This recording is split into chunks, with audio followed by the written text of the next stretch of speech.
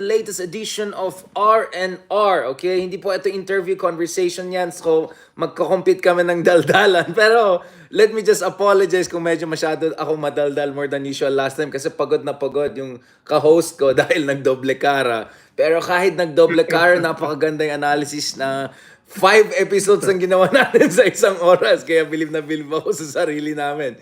Thank you so much sa lahat ng sumusuporta and thank you, of course, to my special co-host, co-anchor na si Secretary Ronald Llamas, ex-secretary. Salamat, Sir X. Kamusta ka naman dyan, Sir X?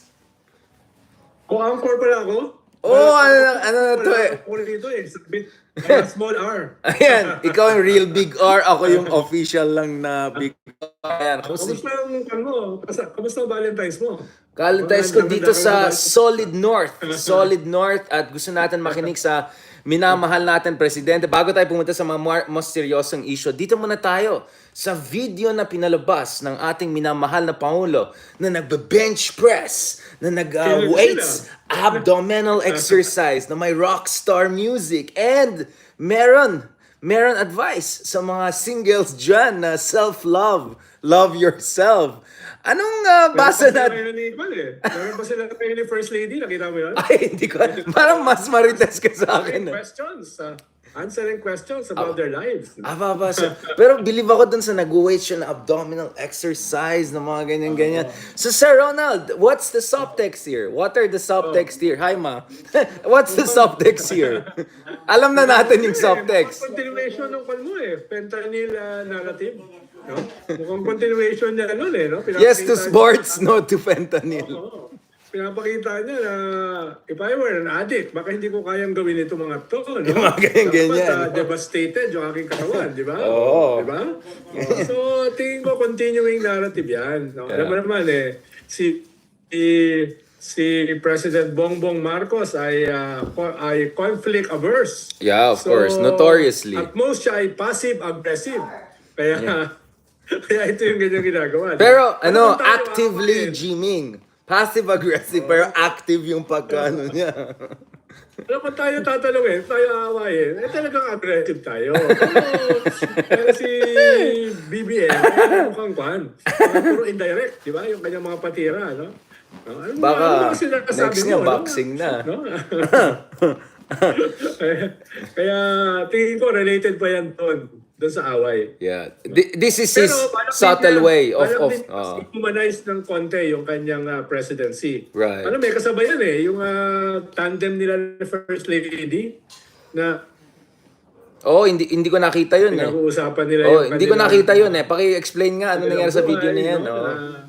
Sinasagot nila na patay daw si BBM sa kanya, sabi ni First Lady. No? Patay na patay. So, parang humanize nila yung kanilang relasyon. No? Sinasagot nila yung mga banat sa kanila indirectly. Right. Diba? Indirectly. No? Yeah. So, you think na parang that's the way of saying, wait, kung may nagka-coke dyan, hindi makaka-weights ng ganon. Ngayon naman, tingnan natin yung kabila. Yung mga fentanyl lifestyle. You think, sa tingin mo ba, may panglaban si Digong dyan? Baka yung next ni Digong, naka-motorbike siya siguro, no? Tapos naka-shades. Tapos sasabihin niya, magda-drug, papunta na ako sa drug testing station. Mahirap, nadadapa na nga habang naglalakad, di ba? Dinala sa ospital, di ba? So, baka mahirapan na magkwan din siya, bench press, no? Baka, unless tutulungan mo, big R, no? Tulungan mo, paano magkwan? Mag-shadow boxing. Ayan. No? Hindi, pero in fairness, ang ganda nung bike ni Tatay Digong. Di ba BMW yung bike niya? Marami. Pero maganda rin yung mga baril niya. Sabi nga ng Rappler, mahigit 350 na baril. Magaganda rin yun, no? Saka... Isang batalyon yun na 350. Wait lang. This is coming from Mr. AK-47, just to be clear, ha? Ako, konti lang. Aba, change topic ka na, Ronald, ha? Mr. AK-47. At sa akin, registered, no? Aba. AK-47 is still the best and cheapest. No? Basta, cheapest yan. Kaya katulad ng mga M16. ni President Duterte. M16. Alam yung kanta na M16, di ba? Meron tayo M16. Uy, Di ba? medyo mag-segue tayo ng konti. Ako medyo marunong ako sa semi-automatic. Hindi ako, actually mas magaling ako sa semi-automatic kaysa yung ano lang, handgun lang. Just advice, since both tayo legit. Anong alam mo sa mga barrel? Ano mga mas magagandang barrel dyan na legit?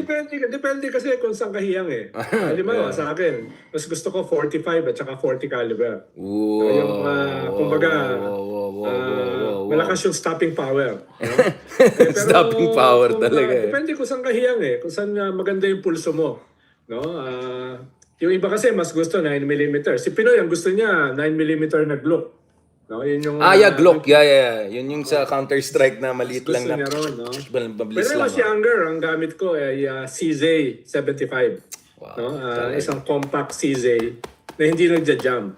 Sa akin, best ka talaga. nung in my 20s, yun ang the best gun para sa akin. Yeah. No, na CZ. CZ. Na eventually naging Beretta. Right. No? Paano yung Ano Luger type? Maganda rin eh. Italian ba yan? Yung Luger, Italian ba yan? Yung Beretta 92F. Italian ba or Pero- Spanish? Ano yan? Well, Italian yun. Italian. Medyo Yung may Spanish, pagka-Mussolini ang dating niya sa akin. Yung mga Mussolini gun. Yung Italian, yung Versa. Yeah. Correct. Nice. Kaya nga depende sa sa pulso mo. Mas Yeah. gusto ko yung 45 or tsaka 40 caliber dahil mas mataas yung stopping power niya. Tapos high cap na rin siya. Ibig sabihin, 15 shooter na rin siya yung bala. Dati kasi ang problema sa 45, konti lang yung bala, 7 lang. 7+1. So ngayon yung lagyanan, mas marami ka Ayun, yung high malalagay. cap, marami na rin. No? 14, 15 So na. doble yung pwede mo ano yun. Oh, wow. Medyo makapal lang yung hawakan. No? At Saka saka yung very weight. stable. Dahil pag mabigat kasi yung barrel, very stable. Pag magaan, minsan malakas yung sipa. And Kaya- pero what's with the AK-47 na parang gun of choice pa rin siya, especially sa mga third world countries, 'di ba? Middle East, Central Asia, ganun. Una ay madali siyang linisin, madali yung maintenance, no? right. Tapos pumuputok siya kahit halimbawa nasa tubig o kahit punong-puno ng putik. So very versatile siya. Right. Yung M16 kasi, 'di ba, pag tumama sa isang kahoy, dadaplis na kagad eh. Yung AK mas diretso eh. Tsaka malaki yung AK eh. Yeah. Para siyang M14 yung bala. Right. Kaya nga pag naririnig mo yung putok ng M16 tsaka AK, parang yung isa parang pussycat, yung isa parang tiger. Roaring yung isa meow lang. Meow lang. Yan. At saka yung tagos niya, no? Malakas yung tagos ng naman Big R, parang ikaw mas lover ka, hindi ka fighter. Kaya, Ayan na naman tayo eh. Hanggang MMA lang tayo. Hand-to-hand combat lang ako. Ito. Pero kaya chill ka lang eh. Sa taekwondo ka yata dati eh. nagka-Krav Maga ka? Kasi ang maganda sa Krav Maga, di ba? Taekwondo ka yata, no? Nagka-Krav Maga ka ba? Sikaran ako eh. Sikaran kami sa trade union eh. Yeah. Street fighting. Pinaghalong karate, pinaghalong taekwondo, judo. Pero basically street fighting. Yun ang tinuturo namin sa mga workers doon eh. Para sa mga welga. Lalo na nung martial Nako law. Ronald, retag na naman tayo ni Madam. Nung martial law kasi, ang hirap sa mga welga. Hindi ka pwede magdala ng weapons. Right. Uhulihin ka ng mga pulis. Lulusubin ka ng mga scabs, mga iskirot, saka mga goons. You have to learn to protect yourself. Kaya minsan ginagamit namin mga homemade eh. Yung medyas, lalagyan mo ng bato, tsaka buhangin. Tapos itong tali mo, parang blackjack na yun eh. Tapos pagdating ng mga pulis, ang Metrocom, tatanggalin mo na yung bato tsaka yung buhangin, medyas na uli. Hindi ka naman pwede hulihin illegal possession ng mga medyas. Diba? So yun yung Molotov nyo. Yun ang version nyo na Molotov. So meron ka mga homemade na pwedeng hindi ka hulihin. No? Correct. Marami kami yan, mga strikes. Ano kasi ng martial law, daming welga. Wala nang welga eh. Parang wala na ako nakikita nagwe-welga ngayon eh. Oo. Kaya Ronald, di ka believe sa mga guns ni BBM kasi mahilig ka sa totoong guns. pero ito balikan natin ito si BBM. Ako kasi, sabi ko, yun yung parating napansin kong difference kay BBM. Yung pagka-populist niya is very different from Digong. Not only na mas posh siya na Manila Polo Club version ng populist, but also yung yung nakikiride siya sa pop culture in ways that Digong never did, 'di ba? Like tignan mo yung latest video niya, for instance, kasama diyan yung mga sa buwan ng mga lovers, ganun, alagaan ng sarili, tapos andun yung picture na lahat ng mga artista nag-break up over the past 6 months to 1 year. Yung meron silang I call it pa-cute populism, 'di ba? Meron siyang ganun, parang andun yung signature ni Paul Soriano na ganun. Anong basa mo dun sa ganun style ni BBM na pa-cute? Kasi remember, Ronald, yung Pulse Asia survey ng February and January 2022, 7 out of 10 Gen Zs like BBM. I think umabot pa sa 80% almost. So of all the demographics, pinakabenta si BBM sa mga pinakabata, 18 to 24. So sobrang lakas ng dating niya. So basa ko, Hindi ko alam kung populism ang tawag doon eh. Paano targeted kasi niya? Pacutism. Gen Z at saka part ng millennials. Yun talaga ang tinatarget niya. Kaya nga yung mga dadalo siya ng Coldplay, di ba, ng concert, no? Ganun yung kanyang target. Yung mas ang nakikita kung may pagka-populist si Tulfo eh.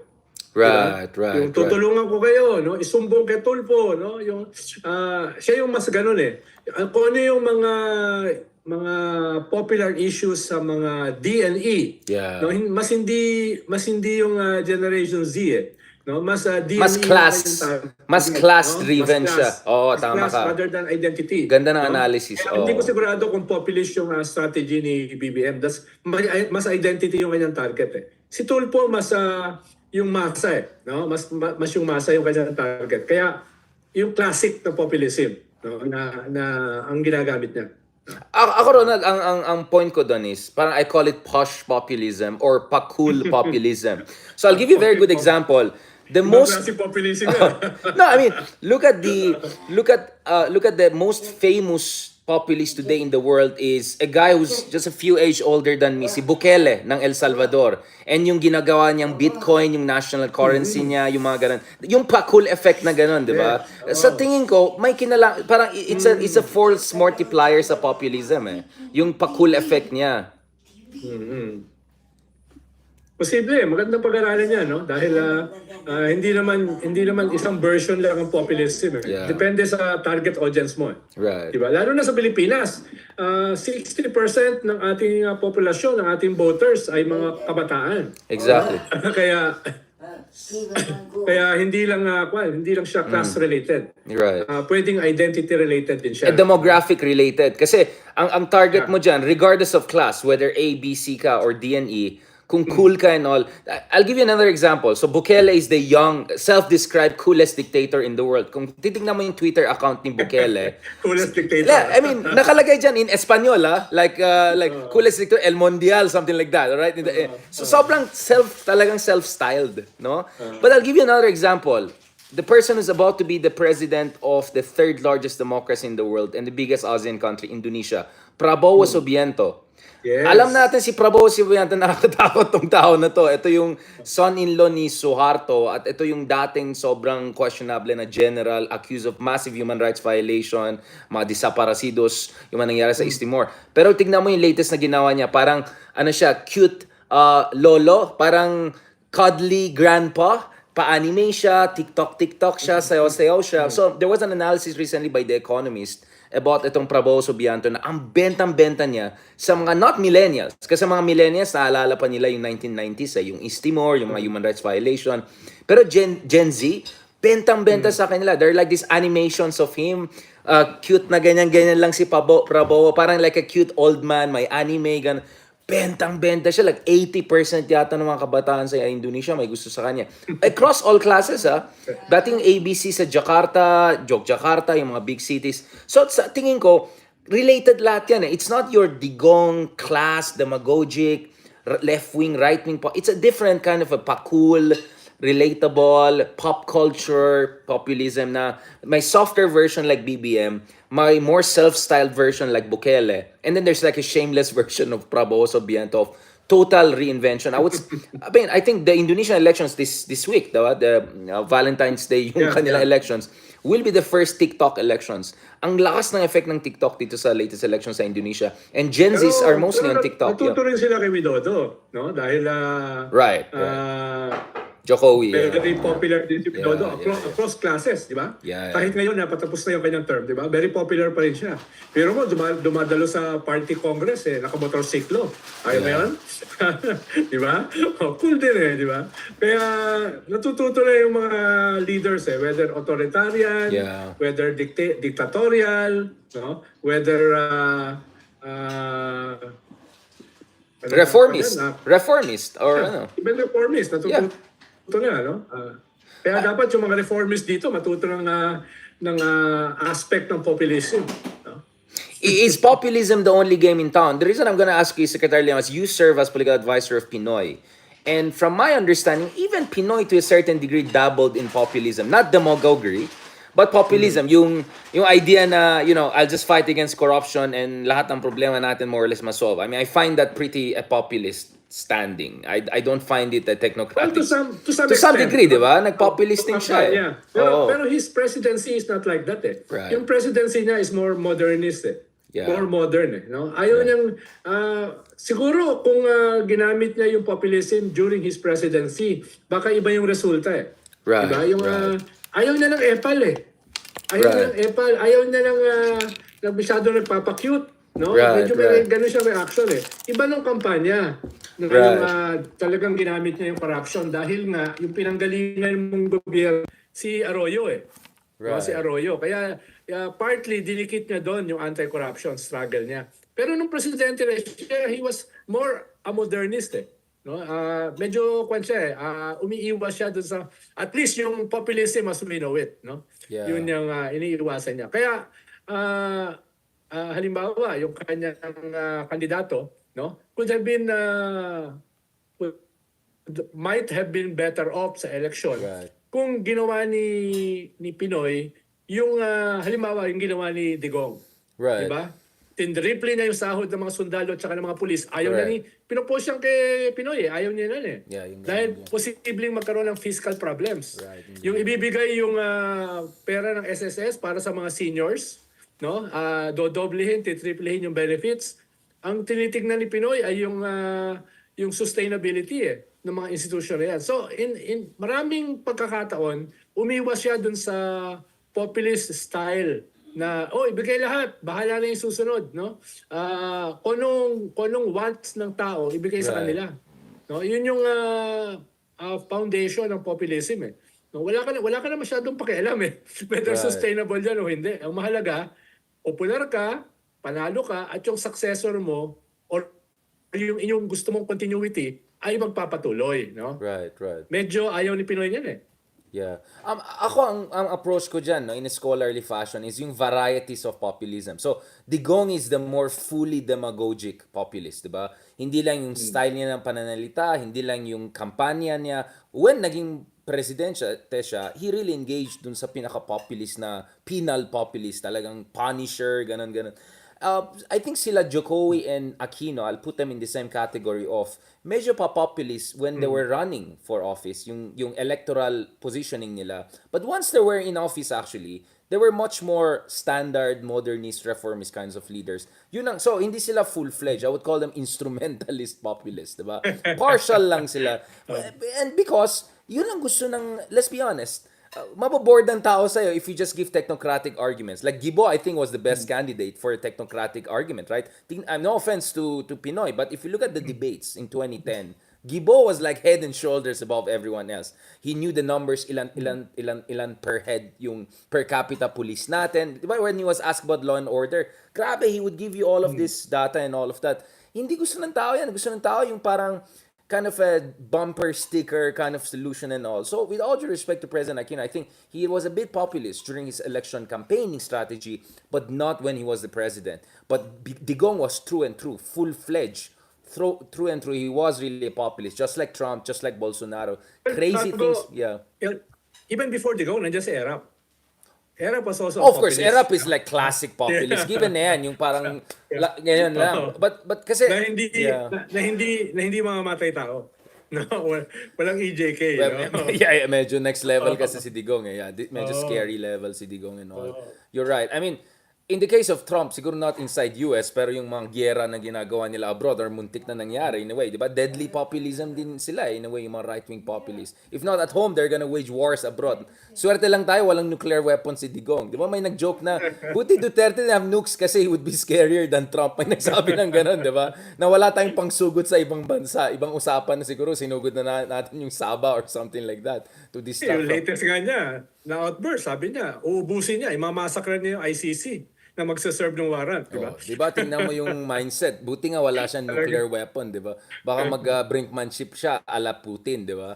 He will threaten that. Now, last on Oo. this episode, I just want to ask you this thing.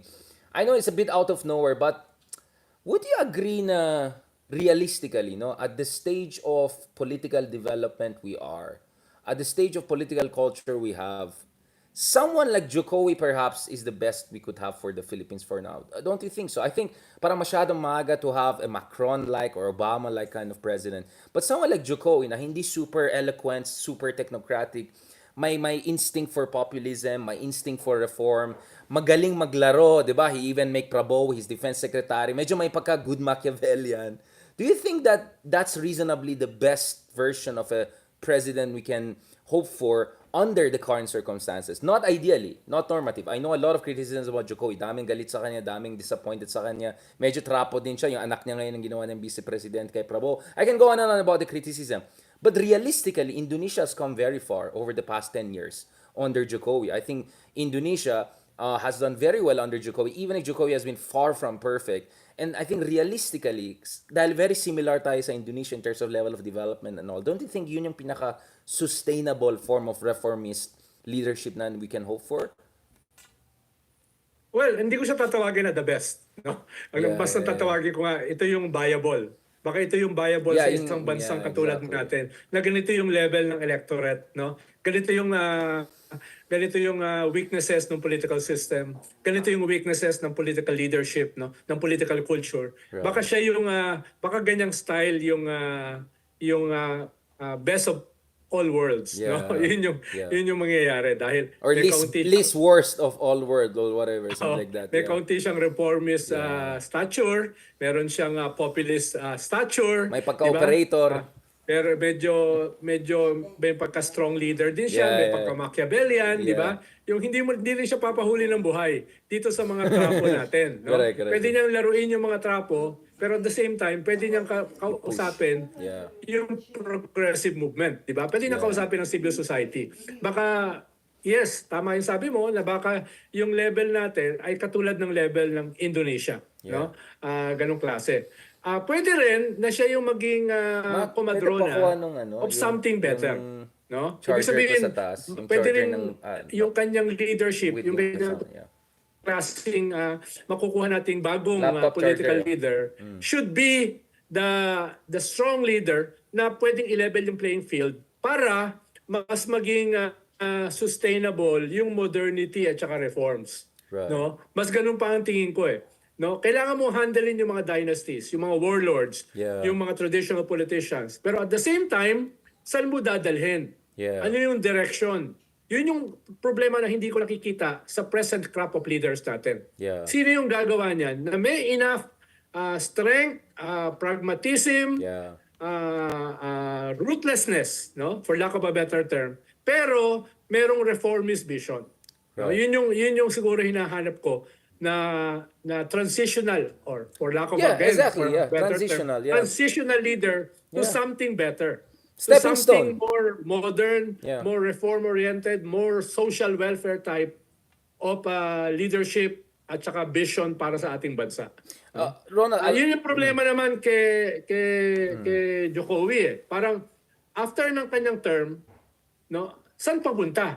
Baka bumalik eh. Baka bumalik sa Suharto type na relapse na leadership, sa Suharto type na government with new trappings, pero the same substance. Yung malaking white. Pero the same substance, no? Tapos yung war niya yun na siguro mahaba. yung kaibahan.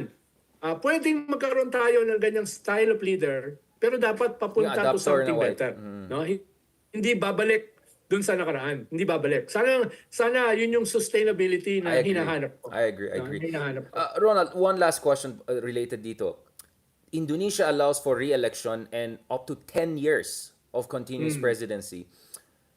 Ang basa ko kasi is 6 years is too long for a bad president, but 6 Yeah. years is also too short for a good president. I mean, who knows if Ramos had more than one term, or even Pinoy, some would say, had more than one term. Maybe the Philippines would have been on a totally different trajectory. Granted na kay Jokowi, there's a big threat under Prabowo there'll be relapse. All the reforms will go away. But I think a good president, or at least Jokowi level, just above mediocre, deserves 2 terms, right? And potentially up to 10 years. I Well, mean, kung magaling ka definitely. sa first term, then manalo ka ng second term. Pero kung hindi ka magaling, Well, then you will not be voted into power anymore, di ba? Definitely. Ang purpose naman niyang one term na yan ay mapigilan yung mga authoritarian, dictatorial leaders, no? Right. Na manalo, no? Right. Na kunyari, reaction yan dun sa Marcos dictatorship. Yeah. No? Medyo matagal na yung panahon na yan, Yeah. kaya baka pwedeng pagdebatihan kung kinakailangan na baguhin. Ang problema lang naman natin, that will entail charter change. Yeah. Yun yung problema. At pag sinumula mo na charter change, kung sino yung dominant sa Senate at saka sa Congress, yun yung may plenary powers to change everything.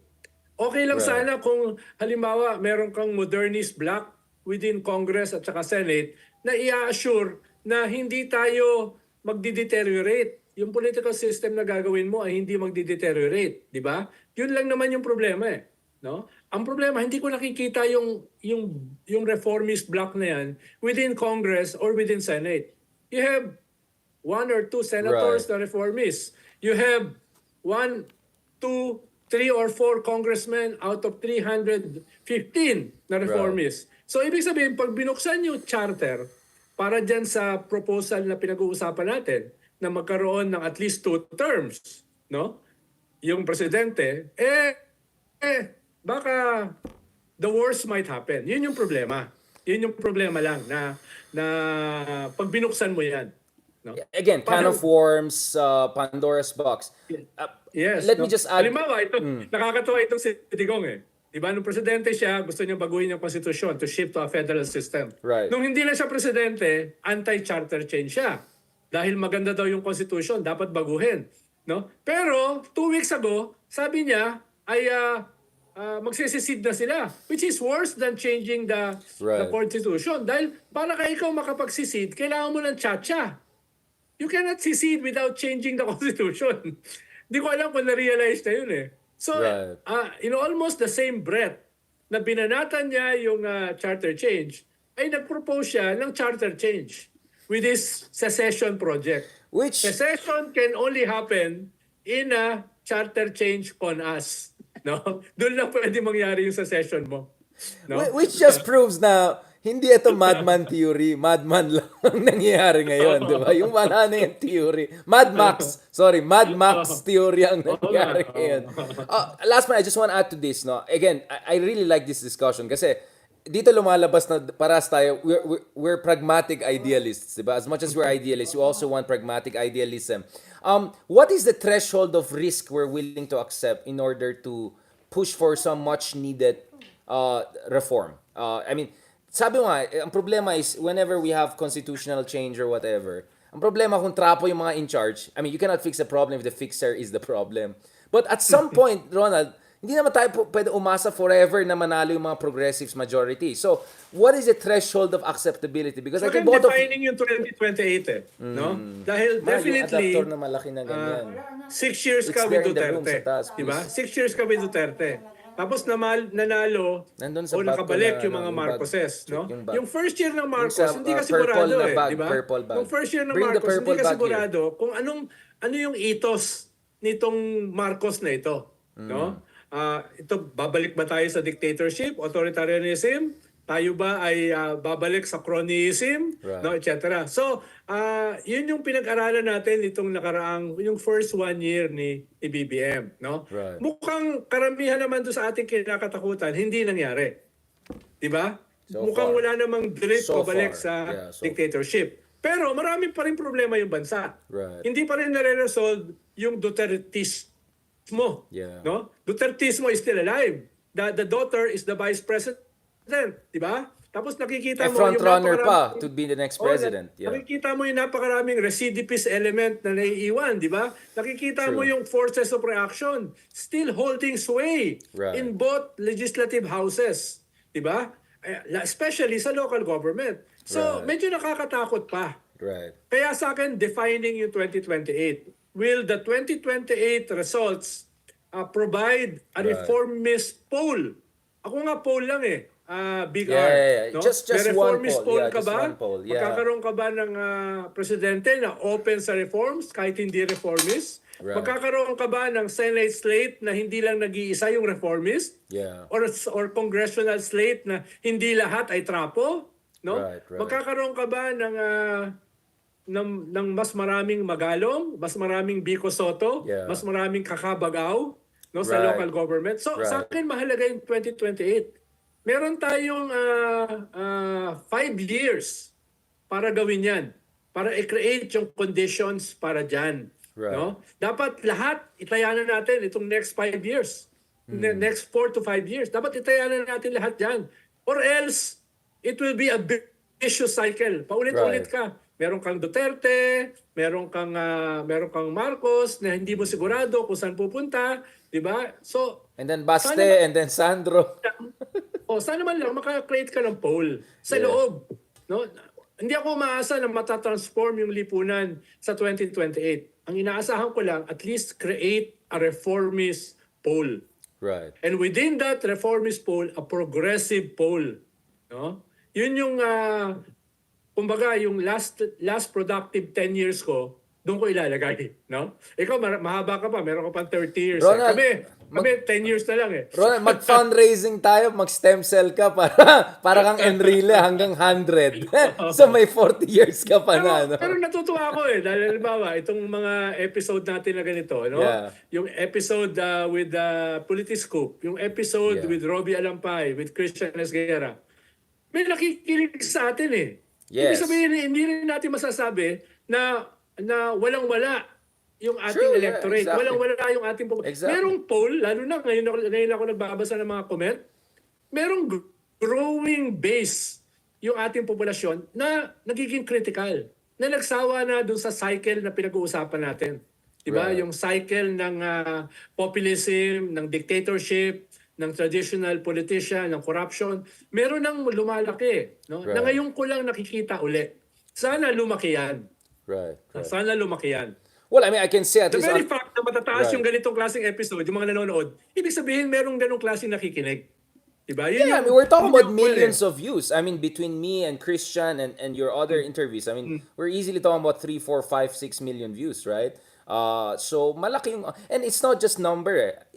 Yung mga nakikinig sa atin, I'm 100% sure a lot of them are people who should be listening to us. And I'm not saying this in a mayabang way. I'm saying this in a heartening way. Na mukhang may nakikinig sa atin. And I can see some of our ideas is echoing in the words of others, although they don't give credit to us. Parang, hello, kami ni Ronald nagsabi yan last week, di ba? Yan ang problema sa kultura natin. Wala man lang crediting or citation culture, di ba? Okay na yun. Okay na yun. Pwede yan, Basta- pwede. Okay, basta so ulitin. I think napahaba tong episode. Actually, I wanted to make it very short just to set the tone for the next episode. Gusto ko lang sana pag-usapan yung fentanyl and healthy lifestyle and Valentine's. Napunta na kay Jokowi. But I really wanted to talk about Jokowi because I think you and I, our analysis of Jokowi has a lot to do with how we understand where the Philippines can realistically go as much as we want progressive change. Now, in the next episode, let's talk about this very serious issue. Ang daming galit sa akin, sila Sasot, lahat umatak sa akin over the weekend. Di ko na lang You must be doing something good. Self-love ako ngayon kaya di ko pinatulan. Alright? Kung sila Sasot, tsaka sila Banat Bay, tsaka si Maharlika ang galit sa'yo. Well, si Banat Bay, busy siya kay Boljak eh. Silang dalawa nag-ano sila. So, medyo may mga intersectionality nangyari. But next episode, pag-usapan natin this very important thing. SWS is showing crystal clear that vast majority of Filipinos want an ICC probe, which inevitably means that they may be open to, at one point, warrants of arrest against... Which is connected to pinag-uusapan natin. Exactly. Hindi naman yung populasyon natin ay medyo nag-evolve naman. Nag-evolve naman. And hearteningly, because I want to talk about the moral aspect of this. I know, Ronald, you're not the most, religious person out there, but I think there's a moral vindication here in this kind of surveys that I'm looking at. So thank you very much, Secretary Llamas, for the 101 advice on AK-47, on M16, M14. I really enjoyed that. And Jokowi politics. I really like it. Magandang discussion yan kasi hindi pwede yung kumpara lang natin sarili natin sa Amerika, sa mga puting bansa. Tingnan natin Indonesia, tingnan natin Malaysia, tingnan natin Latin America. I think mas relatable sa atin yung mga bansa na yan. Mas similar sa atin. There's so much we can learn from them. Salamat, Secretary Llamas. Okay. Thank you. Ronald, kuha lang ako ng charger 1 second lang Kailangan ko lang i-charge na low-bat. Kasi medyo seryosong topic na to, kailangan ko hindi low-bat. Gusto mo magpalit para kunyari ibang araw. Charot. Sige. Mama. 1 second guys, kuha lang ng charger. Ibang jacket. Para kunyari ibang episode naman. Yan.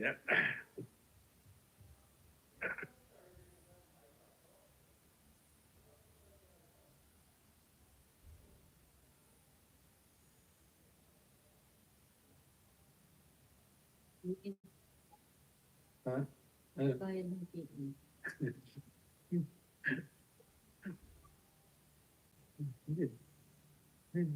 Hindi naka-shoot. Hindi ka naka-shoot I-shoot mo na, ikaw nakakita. Hindi na naman ang PA ko.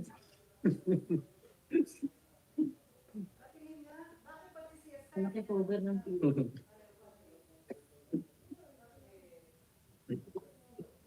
Sarang may mga, ano nyo, kita mo, green. Parang yung... Sige lang, okay lang. May charge lang dito.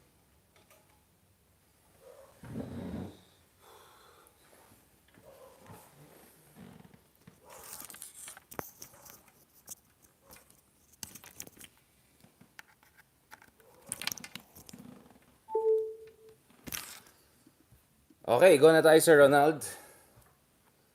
I think we should be good. Let's go. Ito na. This is it. Marami na magalit sa atin. Maganda yan. Maganda yan. Whew. Oops. Next. Na-disconnect naman. Wait lang guys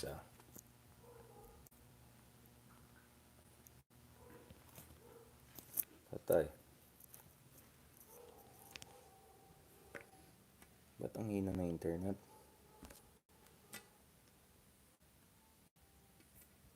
Aba, nag-change costume Good. Maganda. Sabi mo, Ako pa yung talo. Okay, let's go. Ito seryoso na to. Sige, I'll stick to black kasi medyo seryosong topic to. Okay.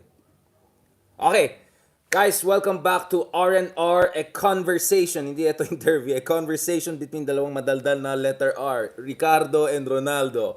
Pag-usapan natin ito. Okay. So this SWS 3% ng mga hardcore DDS na yan, only 10% strongly disagreed with this, and just over 20%, 1 out of 5, did not want itong intervention, sabi ni Robin Padilla, ng ICC sa ating sovereignty. Okay, itong mga quiet sa West Philippine Sea, quiet sa China, parang ingay-ingay sa ICC. Okay.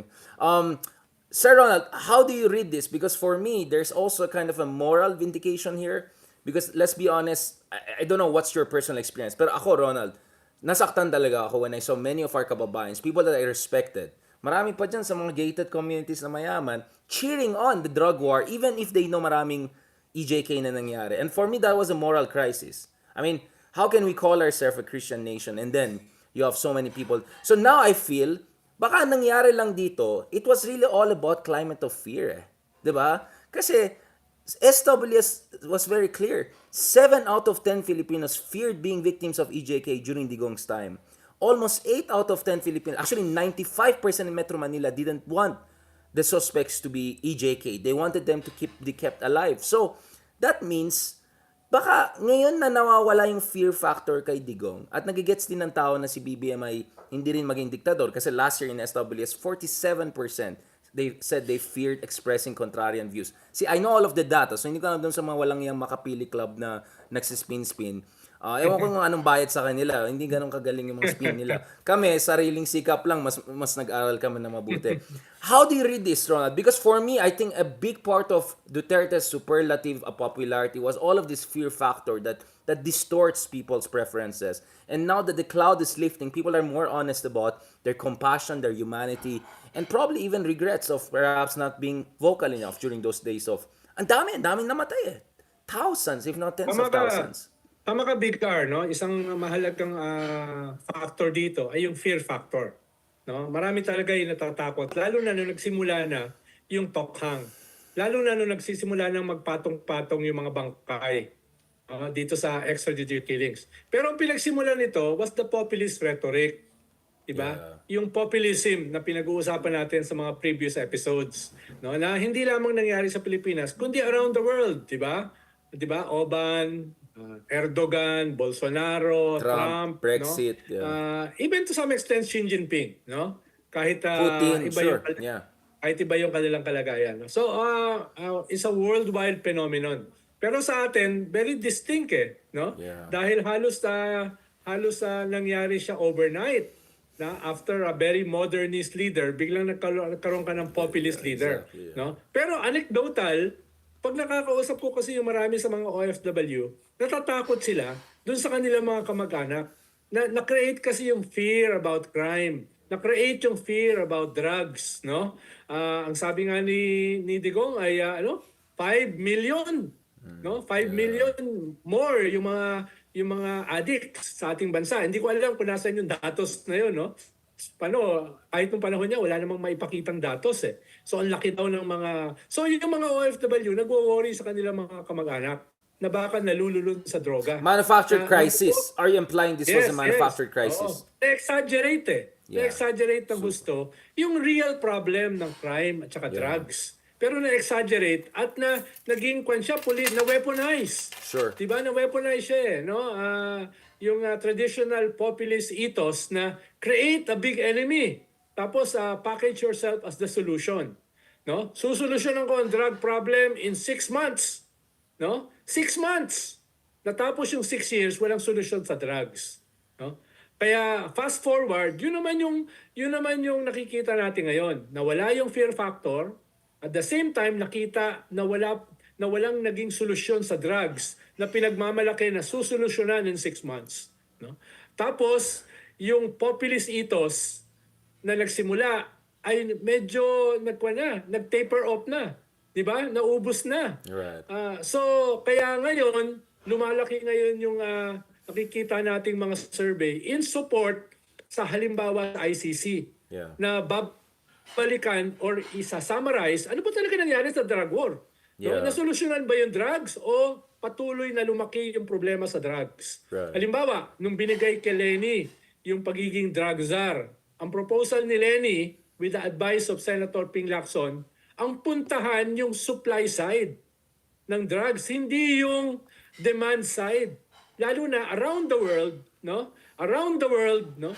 Ang treatment sa problema sa drugs, sa opioid crisis ay tinatawag nating harm reduction, no? Tignan na yung mga addict ay biktima rather than sila yung kriminal. Tignan sila as victims ng isang crisis. Diba? Yun yung tinatawag ngayon na ginagamit ng civil society na harm reduction. Or no? public health approach. Public health approach. No? Public health problem. Yeah. At mismo yung presidente ng Colombia na nasa front line nitong mga drug cartel, ang sabi niya, no, nagkamali kami. Hindi solusyon. Hindi solusyon yung ginawa namin na anti-drug campaign. Diba? Yun ang sinabi niya, anong tawag sa kanya ni Digong? Stupid. Yeah. Pero mo tinawag yung presidente ng Colombia na humarap doon sa pinakamalaking drug problem around the world. Ang tawag sa kanya, stupid. No? After ng kanyang karanasan sa paglaban sa Medellin drug cartel, kay Pablo Escobar, no? Yung Cali drug cartel. Cali drug. Nakakatakot yung Cali. Actually, mas nakakatakot ang tawag sa kanya, stupid. No? Stupid. Habang ito si Digong, pinapapatay mga addict tsaka mga pusher. Diba? So, small time. Yes. So, yan yung isang dahilan kung bakit tingin ko, tumataas na ngayon yung recognition na perhaps nagkamali tayo for supporting this this guy. Perhaps nagkamali tayo for supporting this mythological creature, no? Nasusolusyonan daw ang crime at saka drug problem. Perhaps nagkamali tayo, no? Yung ating moral foundations, no? Right. Ay nawasak sa pagsuporta dito sa mga killings na marami mga teenagers like Kian de los Santos, no? Marami mga bata, no? Ito ba yung ating solusyon? Papatayin natin yung ating kabataan? Papatayin Para lang natin may quota. Kasi may quota, di ba? Oo. May quota system eh. Para Yes. lang maabot yung quota kung Di ba? sino-sinong Ang dinudukot. papatayin natin yung mga biktima, tapos yung mga tunay na drug lords na kalabas ng bansa. So, yun yung nakikita natin ngayon. At ang rest back niya ngayon ay bawiin natin. No? Imbestigahan ito. Suportahan ng ICC.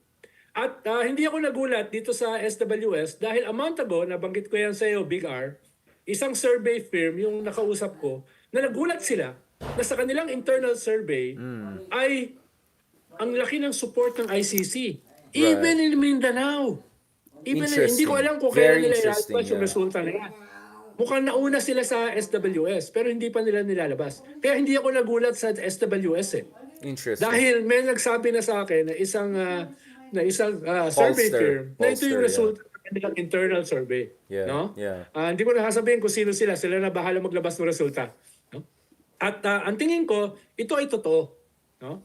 Lalo-lalo na sa ganitong konteksto na kakasabi lang ni Digong a few days back na imamassacre niya yung ICC na mag-i-implement ng international warrant. Hindi alam ni Digong, lalo niyang dinidiin yung kanyang sarili. Lalong nagiging totoo yung kaso ng ICC sa impunity at saka sa crimes against humanity. Kung siya ay walang takot na imassacre ng ICC, ibig sabihin, baka totoo yung libo-libong pinapatay, no, ng Tokhang. Hindi lamang yung 7,000 na sinasabi ng Philippine National Police, kung hindi yung 35,000 na sinasabi ng mga human rights groups. Dahil dito sa sinabi niya a few days ago, ipapapatay ko, uubusin ko yung ICC na mag-i-implement nitong international warrant. No? Right. Ganun siya ka-brazen. Diba? Ganun siya ka-brazen. Ibig sabihin, Hindi brazen eh, nagiging- Ronald. Ang tawag dyan, unhinged. Unhinged. Brazen Unhinged. means may pagka, you know what I'm saying? Unhinged is like Oo. Mad Max. Pero usually kasi yung unhinged is a moment eh. Yung kanyang pagiging unhinged, taon eh. Di ba? Taon eh. Chronically unhinged. Walong taon siyang unhinged, no? Hindi ko sinasabi na kinakailangan ng mercy killing. Wala akong sinasabing gano'n. Pero Hindi walong kailangan taon ng, na hindi mo sinasabi na may effect yung fentanyl. Sinasabi mo lang, medyo tumagal yung pagka-unhinged. I like your psychoanalysis there. But, I mean, sabi nga ni Bato nung panon dati, di ba, sabi niya, kung wala ka naman ginawang mali, wala kang ikakatakot. Di, ganun din ang sasabihin ko. Kung wala naman talaga silang ginawang mali, din dapat wala silang ikakatakot. So, obviously, nabubuking sila na may ginawa silang mali. Kaya itong abuso nangyari. I mean, honestly, I was thinking about it. Naalala mo si Eddie Hill? Yung sabi niya, pag akong presidente, bayaran ko lahat ng utang ng Pilipinas. Yung pelukang itim. Yung may movie sila ni Madam Auring. Tapos diba pinagtawanan lang natin. And then I was thinking about it. Hindi ganun kalayo yung ginawa ni Digong ng 2016 doon sa ginawa ni Eddie Hill. Both of them made pretty crazy, unrealistic promises. Except yung kay Eddie Hill. Pero si Digong, yung kanyang casualties, kasi halos kapantay na ng casualties sa Gaza. 26,000, grabe, no? Hindi, pala, 35 na rin ngayon eh. So, I emotional cannot even process it, Ronald. Yeah. So, I'm not just... titignan mo naman yung ginamit ng Israel, di ba? The most powerful bombs. Si Digong, ang ginamit lang yung mga nahuhuli kuno dun sa mga biktima ng AJK, mga paltik. No, mga paltik. Pero yun nga di ba? Even if, let's say, in theory, Digong had good intentions, let's say, for the sake of argument, even if, let's say, he had a good vision, alam mo naman yung law enforcement agents, may compromise na sila to begin with eh. So you gave them a license. You created permission structure, potentially for the worst type of people to have carte blanche, right? To have essentially a blank check to do whatever they want. So essentially, you ask for that catastrophe. Kaya natuwa ako, Ronald, na hindi sumama yung AFP. Di ba? I think the moment that the military said, ayaw namin makialam dyan sa drug war na yan, that kind of helped save our democracy. Imagine if the military, ala Mexico or ala Colombia, sumali dito sa drug war na yun, talagang narco state ang maging dating natin. Hindi in terms of may At Pablo Escobar, in terms of total weaponization of this drug war, right? Which and so thank God thank God yung sinadjust pa ni military. Digong na magkaroon ng revolutionary government to continue exactly. his term, di ba? Exactly. Buti na lang hindi rin sumang-ayon yung military diyan sa revolutionary government na yan. Kung Yeah. hindi, continuation yan ng tokhang. Yeah. Di ba? Continuation na ng extrajudicial killings. No? And I like Kaya yung maganda itong resulta na ito. No? sobra. I'm sobrang heartened though. I'm sobrang heartened kasi yung Ronald, let's be honest. I think was it last year in one of our episodes, umamin tayong pareho na may mga times na biglang napaisip tayo, di ba? Kasi syempre mahal na mahal natin ng Pilipinas. And then sometimes you see certain things na medyo nakakadismaya, di ba? So for me, ito opposite yung effect. Parang I was so relieved na yung faith natin sa ating mga kababayan, yung sa ating, compassion, humanity. Parang for me, it was just a matter of pasensya na lang natin yung mga ibang mga kababayan natin. Siguro the climate of fear and disinformation and manufactured crisis, all of that distorted perceptions and all. Pero once I think the cloud was cleared, klarong-klaro where the majority of Filipinos stand. Only 21% didn't want the ICC probe and only 10% strongly agreed. So sobrang maliit At pala na may tumataas. At The it's the numbers are trajectory, moving, exactly. diba? It's going up and up, so I won't be The surprised. movement of numbers It's is the different, movement, no? the trajectory, which Pero is important. naaasar pa rin ako doon sa ating mga elites. Especially yung pinapackage yung sarili as modernizing elites for a while. Paano? Tuwing mag-joke si Digong about the tokhang, nagtatawanan sila at nagpapalakpakan, no? Yeah. Hindi ko na sila babanggitin pero alam nila kung sino sila. Hindi natin babanggitin, No? pero hanapin ko yung mga video nila.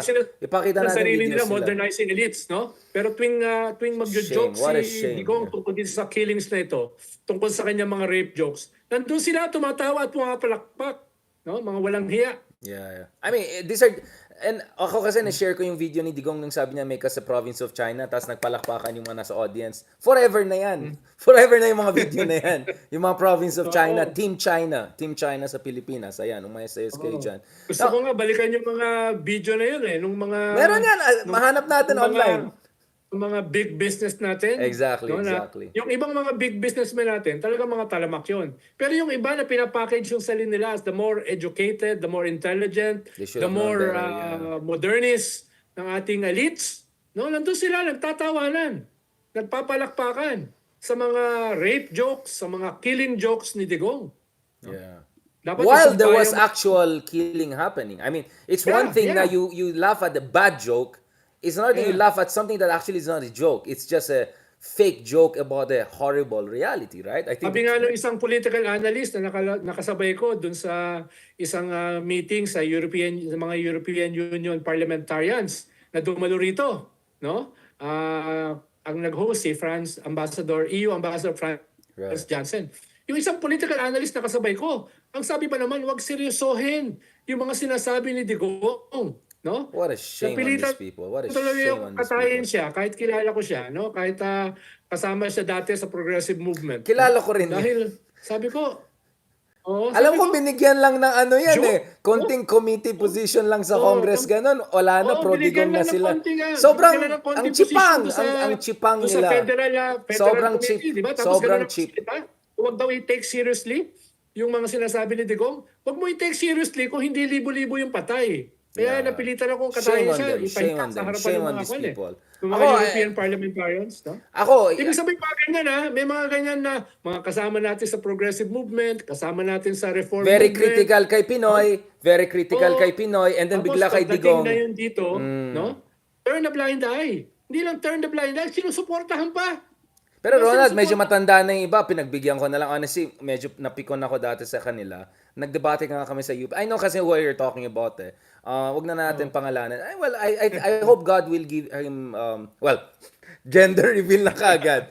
Give him, wisdom. Part ko kasi ay, ayoko na maulit yan Kaya part of me gustong i-expose Oh, i-shame no? yan para never again. Para I know hindi what na you're uli doing. maulit. I know. Yun yung problema ko At least no? nag-gender reveal na tayo, pero I won't go more than that. Oh, at least, Walang kinalaman dyan ng matanda harm rin. reduction. Medyo nag-age reveal din. Malapit na. Hindi naman sila alcoholic hindi naman sila drug user Kaya pwede ko silang ilabas yung mga pangalan. No? Perhaps later. No? Pag nakapag-reflect na ako next Easter. Alam mo, Ronald, yun kasi yung problema. Iba sa mga kaibigan natin, like, how cheap, di ba? Inimbita lang kayo sa Malacanang, nakidinner lang kayo kay President, biglang pro na kayo. Or binigyan lang kayo ng katsipangan na position sa kung anong kaiwanan na committee, biglang you forget about all your principles and convictions. Like, I mean, if you're gonna sell your soul, might as well get something good out. Parang, you're not even good in At the negotiating. same time, meron naman nag-scale up. Halimbawa si Bishop Ambo David ng Caloocan at that time. Diba, Kapatid ni Randy David. Digong? Yeah. Diba, tinreten pa siya. Siya ngayon ang presidente ng Catholic Bishops' Conference of the Philippines. Right. Pero siya yung isa sa pinakamaraming EJK sa Caloocan. Sa Caloocan. Diyan pinatay si Kian Del Santos. Tinago nila yung mga kaibigan ni Kian ng mga witnesses. Kinasuhan pa sila ng gobyerno ng kidnapping, including Senator Risa. Diba? Ni-raid yung diocese ni Bishop Ambo. Ni-raid ng CIDG para kunin yung mga testigo sa pagpatay ni Kian Del Santos, no? Pero hindi na takot si Bishop Ambo David. At ngayon siya na yung head ng CBCP, practically the head of the Catholic Church in the Philippines. Ganyan yung mga kailangan natin, yung nasubukan na test in fire. Walang pakialam sa mga threat ni Digong.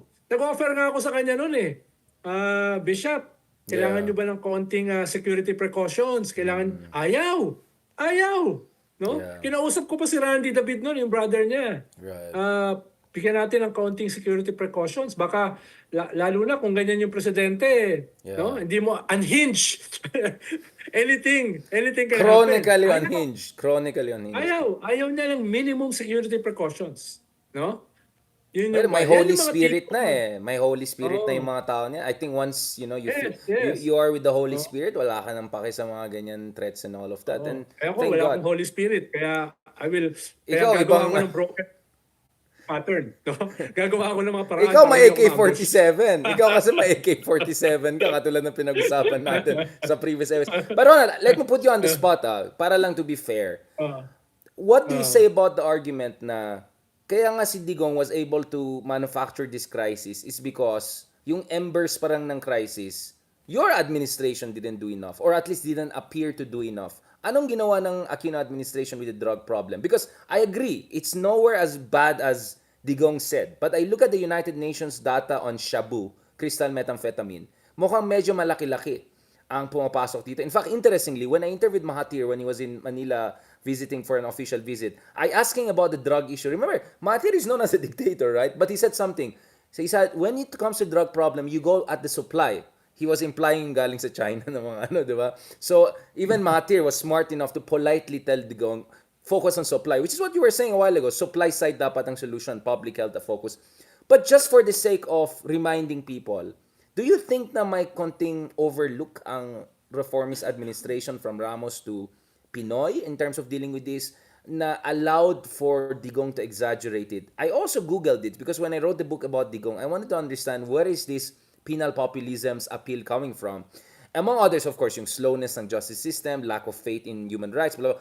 The other one I noticed is actually there are reports na yung Sinaloa nakapasok pa sa Manila. There was a raid in 2015 na Batis Sinaloa. So apparently the Philippines was becoming a hub for crystal methamphetamine transport. Again, it's not 10 out of 10 a la Mexico, a la Colombia, but it was not like 0. It was more like 6 out of 10.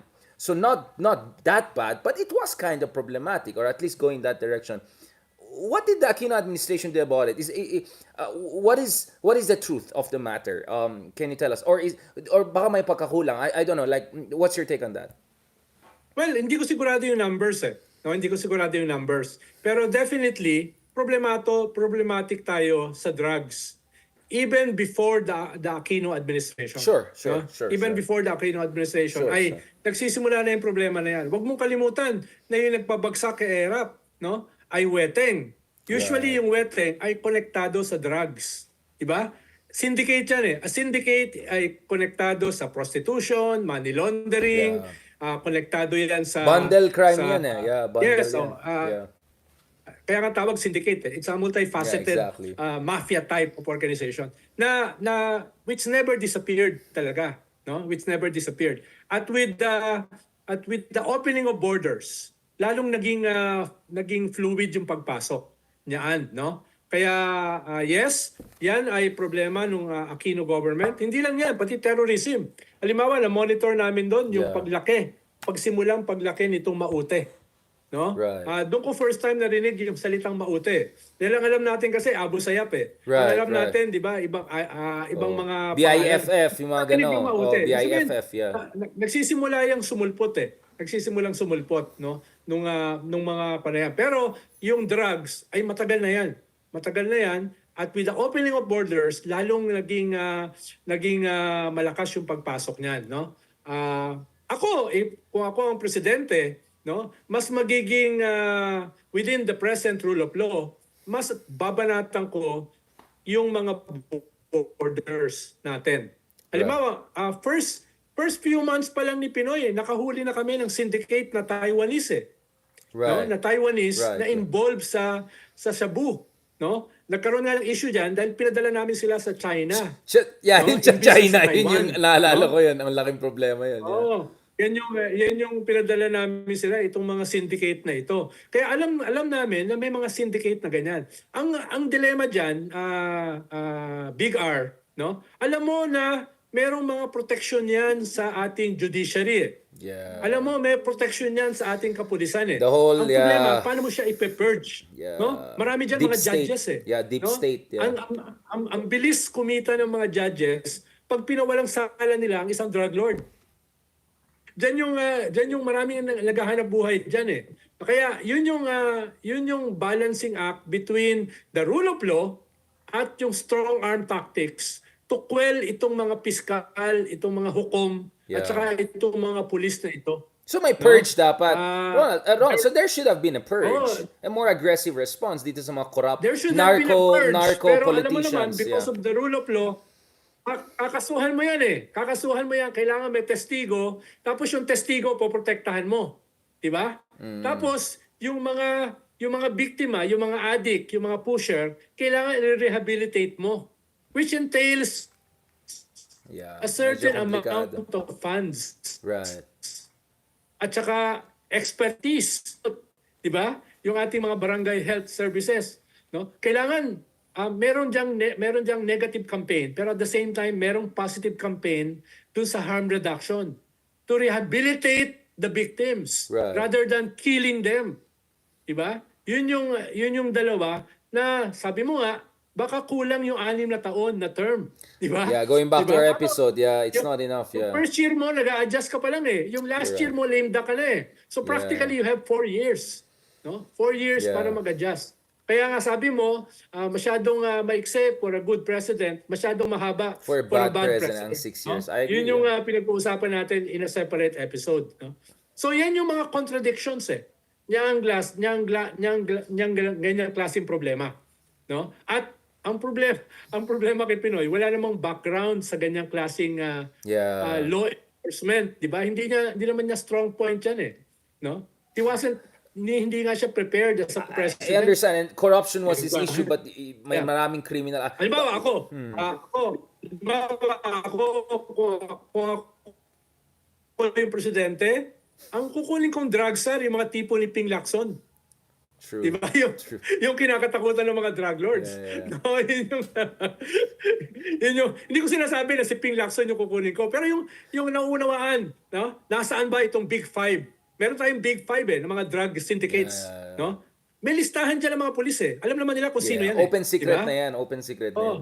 Open secret. Parang yung ating mga corders. Parang yung ating mga cartel. Alam naman yan eh. May listahan yan eh. Ang kailangan na lang dyan, i-implement. Ang problema sa implementation, no, sa mga courts, marami sa ating mga piskal at saka judges na bibili or in the pockets nito mga syndicates at saka cartel na ito. Di ba? Yun yung, alam mo ang ginawa sa Latin America, Guatemala yata yun? Nagtayo sila ng isang department para investigahan yung lahat ng drug lords na yan. Nilagay nila sa isang building, pati yung mga pamilya ng mga judges at ng mga prosecutor. Pinagsama-sama para hindi makidnap, para Yeah. hindi magamit laban doon sa mga judges. 'Di ba? Yun yung ginawa Yeah. sa isang bansa sa Latin America. Ako, Ronald, kasi I was thinking we can have something like Implement Brazil. talaga. Yeah. To some extent, ginawa yan. Di ba yung ginawa sa Hong Kong? Di ba napaka-corrupt ng Hong Kong dati? Yeah, of course. Di ba? Sa mga movies, makikita mo, yeah. Nagtayos ay criminal Parang special entity, task force, di ba? yeah. Special Na talagang, anti-mafia, yeah. na hindi Criminal accountable dun sa mga local courts. Yeah. Hindi accountable sa mga local courts dahil yung mga local courts ay bahagi ng system of corruption at Right. saka criminality. Baka kinakailangan natin pag-aralan yan No? Siguro pag ikaw na yung president, pwede mo ako i-appoint as a anti-drug czar. No, we really need a special forces. I mean, to put it, we need a kind of Navy SEAL for fighting drugs and criminality talaga, na may special mandato, special regulatory legal framework. Inisip ko yung katulad ng, alam mo yung Operation Car Wash sa Brazil? Yung may Yes. 'di ba? They had to investigate the vice president, the president, the house speaker, Yes. and they got rid of everyone very successfully except si Yes. Bolsonaro yung nanalo. But I Na think hindi sila accountable do sa local exactly. courts, di ba? I think we need something like Brazil also, Operation Car Wash, but minus the bad things that happen kasi bias sila kay Lula and all of that. But that's a good point. And you also need someone like Rudy Giuliani, not the latest one, but the Giuliani that caught the mafias in New York, In the diba? 80s. Oh, yung The RICO Giuliani law, in the 80s. yung RICO law, right? So I completely agree. What we need is not going outside rule of law, but actually maximize what we have by being inventive and creating parallel specialized task force and organizations na hindi sila ma-ensnare ng deeply corrupt systems, no? Structures out of the box yung Oh, strategy. totally pero out of the still box. within the framework of the rule of law. Rule of law, Diba? right? Exactly. At hindi pinapatay yung mga biktima. Yes, exactly. Kaya nga special force Hindi yung bara-bara bombayin mo yung buong lugar, di ba? You wanna go after Bin Laden, you don't bomb the whole village. You go after Bin Laden, you send the Navy SEAL. Parang ganun yung idea. Yeah. Tapos yung nag-i-implement ng Tokhang tsaka EJK, hindi mo alam, may relasyon din sa drug syndicates. No, na pinapatay pala nila yung kanilang mga rivals, 'di ba? Pinapatay nila yung sarili nilang mga network ng mga pushers. 'Di ba? Yun yung problema dahil walang checks Yeah. 'Di ba? Walang check dito sa mga nag-i-implement ng Tokhang. For all you know, yung nag-i-implement ng Tokhang may relasyon din sa drugs. Yeah. 'Di ba? Or nag-eliminate lang sila ng footprint nila, 'di ba? Papatayin yung mga small timers para hindi mabuking. I mean, alam ng tao yun. Kaya ako basa ko, just to end on this episode, ang basa ko dito is there was a lot of frustration, hysteria, and all na-exploit ni Digong. Pero the bara-bara solution, the barangay chairman style solution doesn't solve it. You need a proactive, specialized surgical approach, parang special forces, task force. And there's no lack of models. I like the Latin American examples or Hong Kong example kasi malala talaga yung situation sa kanila. And they were able to do that in similar conditions, diba? So, sana pag-aralan na mabuti. At yun yung wala kay Digong Hindi niya pinag-aralan Binara-bara lang niya At maganda yung sinasabi mo na lumalabas ngayon sa mga survey. No? Ibig sabihin, merong political base ngayon para ayusin Yes. in a different mode yung anti-drug campaign na yan. Right. Diba? At pero para maayos yan, kinakailangan mo muna ng resolution. Ano ba nangyari sa Tokhang?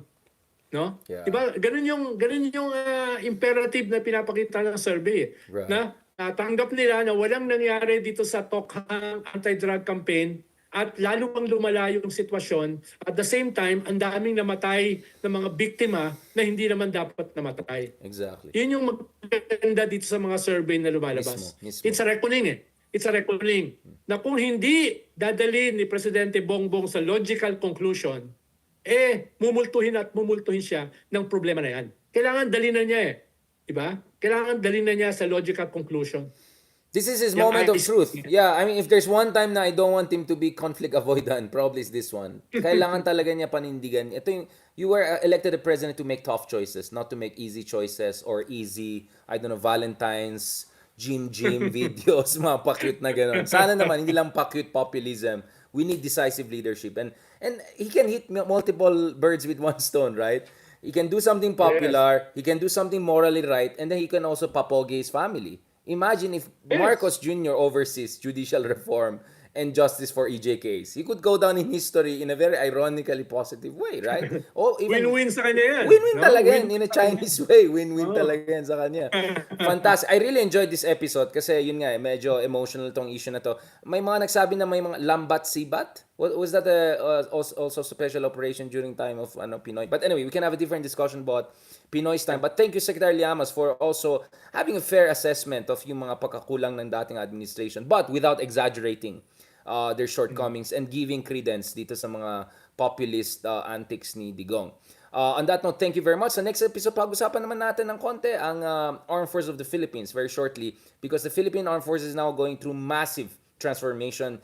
$36 billion budget ang i-allocate nila, trillions of pesos for acquisition of more advanced weaponries. Now, why I'm asking Secretary Llamas? Because, well, this is thanks to Pinoy. This is the revised AFP Modernization Act that was passed in 2011 and came into being in 2012. So, simulan natin yan. Kasi sa inyo nagsimula yan, Secretary Llamas. And to be fair, I think you guys did a very good job getting the ball rolling. So, I want to ask you more about that. Thank you. Ka-R, the real big R. Anytime, Big R.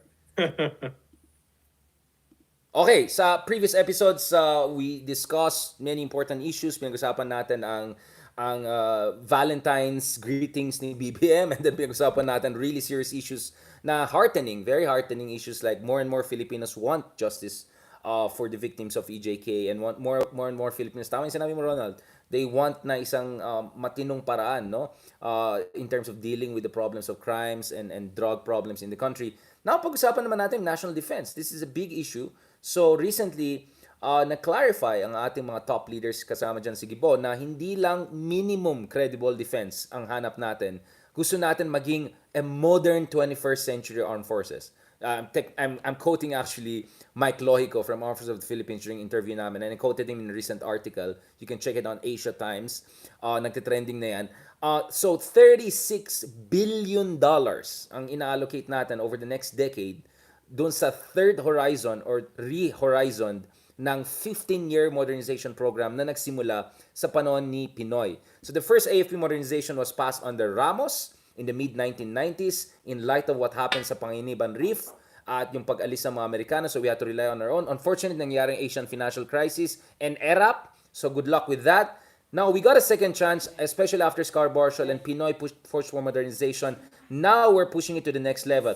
We're even discussing about multiple submarine acquisition, Air Force, etc. So, Ronald, can you tell us a little bit about the thinking when Pinoy pushed for AFP modernization? Kasi parati ko narinig, ang Pilipinas masyadong mahirap, bakit tayo nag-invest? Well, no one is gonna take you seriously, and no one is gonna take our sovereign rights seriously if we cannot defend ourselves. Hindi naman tayo pwede umasa sa Amerika forever, and we saw also the limits of that alliance. What is your take on that? Meron tayong waves of AFP modernization. No? Alam mo yan eh. Nangyari yan noong panahon ni FBR, panahon ni ERA, panahon ni GMA, na napakahaba ng term, 9 years. No? Pero alam din natin sa expose ng mga reformists within the armed forces na marami dyan napunta sa corruption. Right. Diba? Ilang mutiny nga ang nangyari dahil dyan eh. Na, ang tawag nila conversion. Yung dapat sana ginagamit sa modernization, napupunta sa bulsa ng mga tipo nila Comptroller General Garcia na mukhang nakakalaya na nitong nakaraang mga taon, di ba? Right. So, meron pa nga isang head ng Defense Department yung nag-suicide. Naalala mo? Di ba si Angie Reyes nagpakamatay dahil nga kinonfront siya dito sa corruption within the defense department, di ba? Yeah. So, yun yung baka kinakailangan din ng summation eh. Right. Hindi lang yung summation sa anti-drug, anti-criminal campaign. Ano yung summation dito sa AFP modernization na nagsimula decades ago, right. No? Decades ago. Kaya Pinoy really put his foot down na hindi na pwede ito. Kung hindi, magkakaroon tayo ng cycle na mutiny dahil nakikita ng mga officers na yung dapat ginagamit para sa defense ng bansa, lalo na with the superpower infringing on our territory, ay nawawala. Diba? Ay nawawala. Kaya yun yung doon sinimulan yung isang seryoso na modernization, no? Pero hindi naman niya magagawa in a few years. Right, 'di ba? Right. Medyo mahabang proseso 'yan. At syempre, kasabay niyan ay yung pagunlad ng bansa. Dahil saan mo kukunin yung budget? Saan mo kukunin yung revenues? No? Lalo na yung mga modernist leader, ayaw naman na mabaon tayo sa utang. Kinakailangan realistic din. Kaya in that context, wala naman, hindi ko alam kung ano yung sinasabi nila na tayo ay maging middle level military power. Yeah. No? Middle Makabili power, tayo yeah. ng tatlong submarines. No? Anong klaseng submarines yan? No? Yung diesel powered, no? Nuclear submarine, no? Tapos yan ba ay depensa lamang para sa internal threats o sa external threats, no? Dahil ngayon kasi nauubos na yung internal threats mas external na. Pero sa external, ang kaharap natin is the biggest navy in the world, for example. Hindi tayo makakahabol dyan kahit anong gawin natin. Ikalawa, ay hindi naman ganun kabilis yung ating pagunlad. Kahit sinasabi na tayo ang fastest growing economy in the region, no? Nalampasan na nga tayo ng Vietnam no? Ibig sabihin, yung propaganda, wag tayo masyadong maniwala. So, i-calibrate din natin yung modernization based sa ating capacity, no? Baka mamaya kasi maglagay tayo ng mga targets na hindi naman natin kaya. Right. Halimbawa, nakalagay doon sa proposal, 3 submarines. Anong klaseng submarines? Alam mo ba, Richard, na to train submariners, kinakailangan mo ng 8 to 10 years. Yeah, it's a long-term process. Yeah. Unless ang magpapatakbo niyan ay puro foreigners. Yeah. Diba? Wala naman tayong karanasan ng mga submariners, so ititrain natin yan sa abroad. Kinakailangan dyan ng 8 to 10 years na training. No? Ibig sabihin, magagawa natin yan siguro after a decade. No? Kaya, ang gusto ko lang malaman, ano ba yung realistic, no? At the same time, not too ambitious na target. Na dapat naman talagang gawin dati pa, decades ago, pero hindi nagawa because of corruption within our defense establishment. No? Kaya yun yung, I agree, na kinakailangan talaga i-implement yung modernization na yan. Pero wag tayo magkaroon ng illusion na anong sinasabi? Middle level, no? Middle level military power. Ang alam kong middle level itong mga Indonesia, di ba? Yan yung mga alam ko. Singapore, yeah. Oh, Singapore. Grabe yung fighter jets ng Singapore para sa isang F-35 na, bansa. F-35B na sila. Yeah, they have F-35Bs. Medyo malayo tayo dyan dahil magsisimula pa lang tayo mag-train ng mga Top Gun.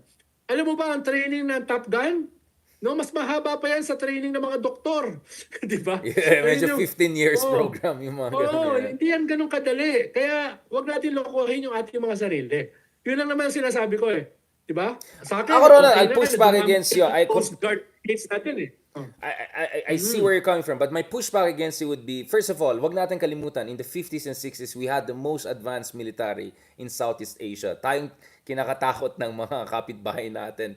Pag tinignan mo yung mga cables ni Henry Kissinger nung paano ng Nixon, takot ang Amerika na madamay sila dito sa mga pambubuli na ginagawa natin. Like, let's be honest, hindi natuwang Vietnam and Malaysia nung nag-build tayo sa Pag-asa, right? Pero wala silang magawa. Tapos takot na takot sila na susugurin pa natin yung Sabah, di ba? So actually, if not for the war in Mindanao and the insurgencies and all of that, Philippines would have remained as one of the most advanced armed forces. But unfortunately, because of corruption, because of Mindanao conflict, because of bad governance and leadership and a combination of factors, naging least developed military tayo compared to our size. So for me, I think now there should be an element... Pero wag mo rin kalimutan, Richard, meron tayong Clark, Subic, Sangli bases noon. No? Kahit ipagsama-sama lahat ng bases ng US around the world, hindi magkakasya sa Clark yun. Yeah. Diba? Yeah, that was the biggest overseas American bases. So there was also that abnormality, I would say. I wouldn't say. Hindi mga you're right. Hindi mga third hand World War II vintage boats yung binibigay sa atin noon. Medyo yung top of the line. Top of the line. Time. Exactly. So, that very good point. Thank you for pointing that because we were like the forward deployment base of the American empire. But sana matapos na yung panahon na yan. Especially during the Vietnam War, di ba? Exactly. And Especially also Korean War. War. And Korean War also. Korean Ramos War, was Vietnam there. War, Yeah.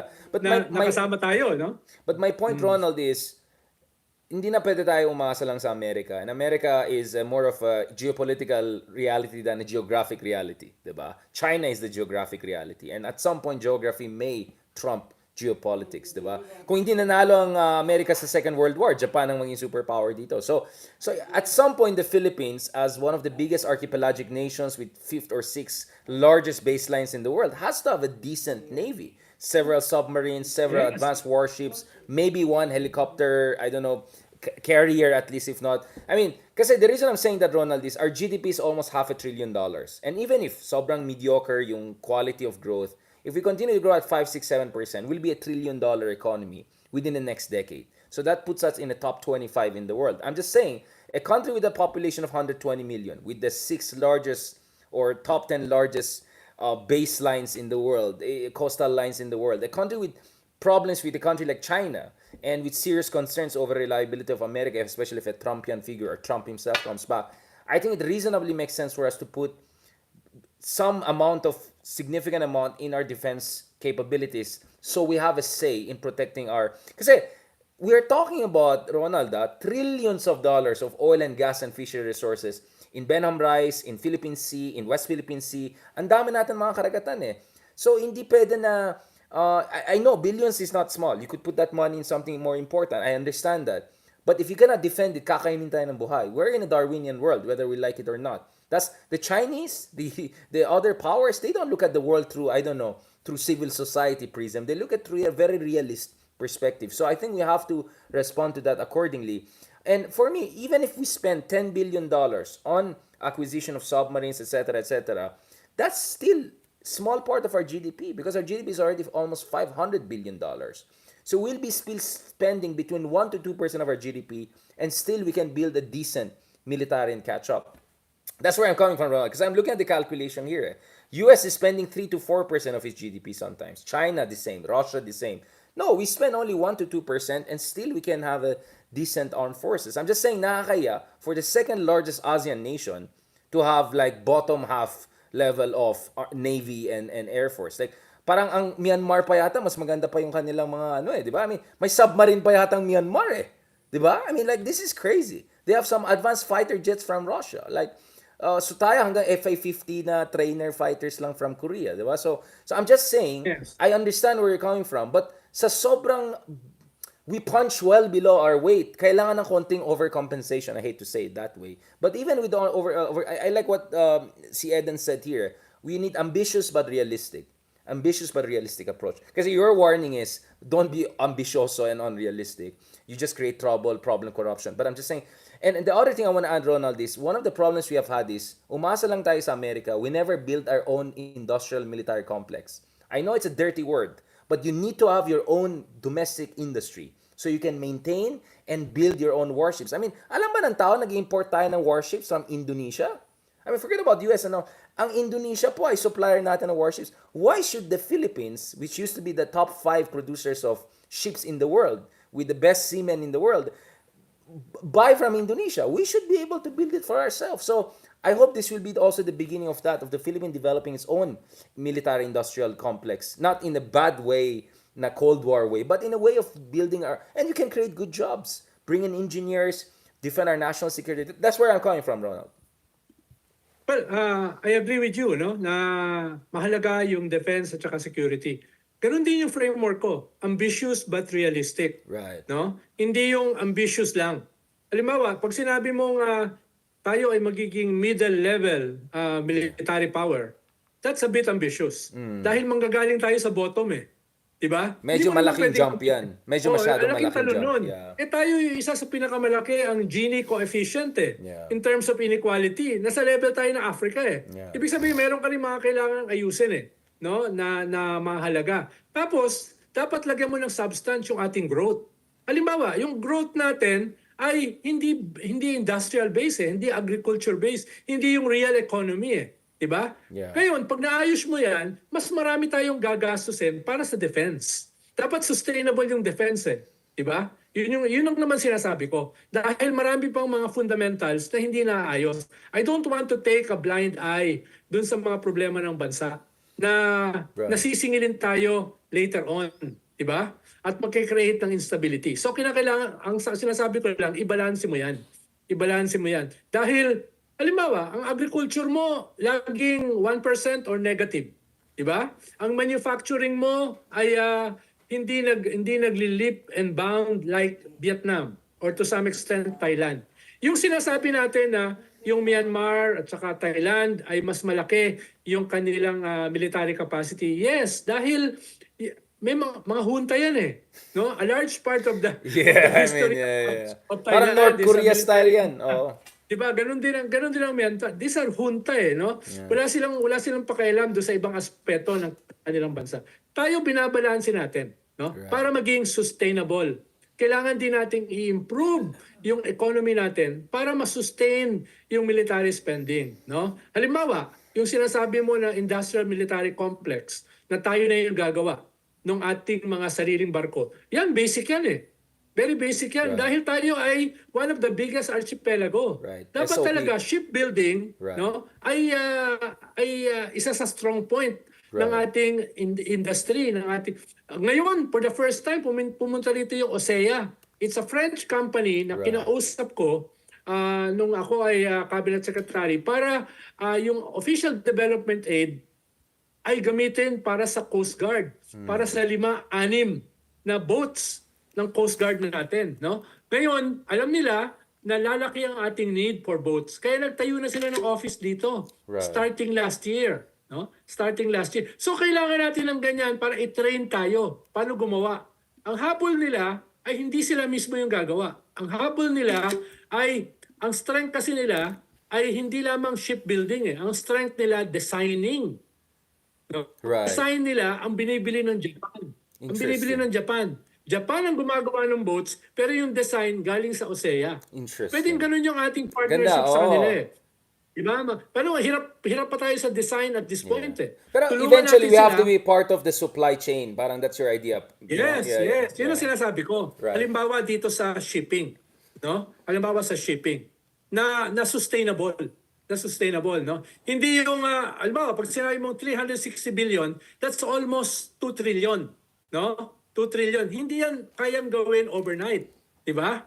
Hindi yan kayang gawin. Kailangan kasi meron kang ibang mga sinasabay na horizontal at saka vertical linkages dyan eh.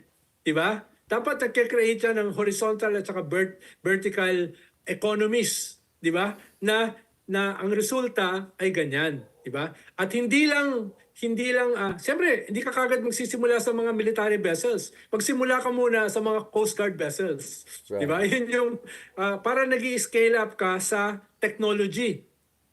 Ang Singapore, anong ginagawa nila ngayon? Ano yung comparative advantage ng Singapore? No? High-tech aeronautic equipments. Diba? Yun yung ginagawa nila ngayon. Computer chips. Pero hindi sila nagsimula dyan. Nagsimula sila scaling up. Diba? Yun yung kaya ang hindi ko nakikita at this point is a plan. Gumawa tayo ng plan na yung defense, including yung sinasabi mo na industrial military complex, ay paano yan magiging bahagi ng isang plano? How do you crunch the numbers? How do you crunch the numbers? Alin na mapupunta rito? Ano mapupunta rito? Diba? Halimbawa, education natin is in the pits. Diba? Kailangan mo may gawin ka something dramatic sa education. 'Di ba? Parang kanyan eh. Parang defense yung modernization ng ating armed forces. Meron kang ganito karaming hundreds of billions na pondo ng ating DepEd. Ang nagagamit mo no ay ang liit-liit. Ibig sabihin malaking bahagi nasasayang. Babalik lang sa national budget. 'Di ba? Tapos ang pinakamataas mo na development sa iyong education ay pagprint ng mga libro na outdated at mali-mali ang grammar, mali-mali ang datos. Diba? Paano naman yung Kailangan, ano mo pa lang, medyo Office of... Wala, baka diba? mapunta tayo ng DepEd discussion, mahabang usapan yan. Let us call a spade. Yung head ng DepEd, hindi mapaliwanag yung mandate ng DepEd nung humarap sa Senate. So ano pa aasahan mo? They don't have a single education expert there. Name me a single person in the Office of DepEd na PhD in education and all. Dinoble mo yung undersecretary ng DepEd pero walang education expert. Wala. Puro mga abogado lang. Yung PISA report na napaka-pangit para sa bansa. Anong sabi ng isang undersecretary? Oh, that was a great report. That was a great output. Sabi ng isang undersecretary ng DepEd. Pero, Ronald, ano pa pwede niyang sabihin? Ba't Diba? Saan Ano sabi niya, nanggagaling tong idiot gaganon-ganon na siya, ito, like, no? uh, Saan nanggagaling tong idiot na ito na yeah, yeah. pinupuri yung napakasamang resulta ng PISA report, no? Kaya ang sinasabi ko lang, Big R, tingnan natin yung plan, tingnan natin yung numbers, no? Yung Tingnan natin ang modernization confidential should be part funds. of that. Should be part of that. Pero I sino agree. yung ititingin mo na magmamahal ng submarines kung ganyan kasagwa yung inyong educational system? No? Ano yan? Right. Puro foreigners? Puro mercenaries? Right. Sino magiging top gun mo sa mga iyong mga fighter jets? No? Siyempre, kailangan manggaling sa atin yan. Right. At kung ganito kasama yung ating educational system, how can you produce those those personnel na magiging laman ng ating modernization? Yun lang ang sinasabi ko.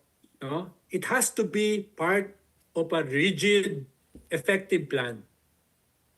Para wala masyadong sasayang. Systematic talaga dapat yung approach. I completely agree with that. I completely agree with you on that, Sir Ronald Llamas. I mean, we can have a long conversation about this once more information comes in. But I'll say one good news is, pansin mo, purong pinag-usapan natin, Japan, France, Europe, actually Sweden, yung iba na minention mo, hindi yata French.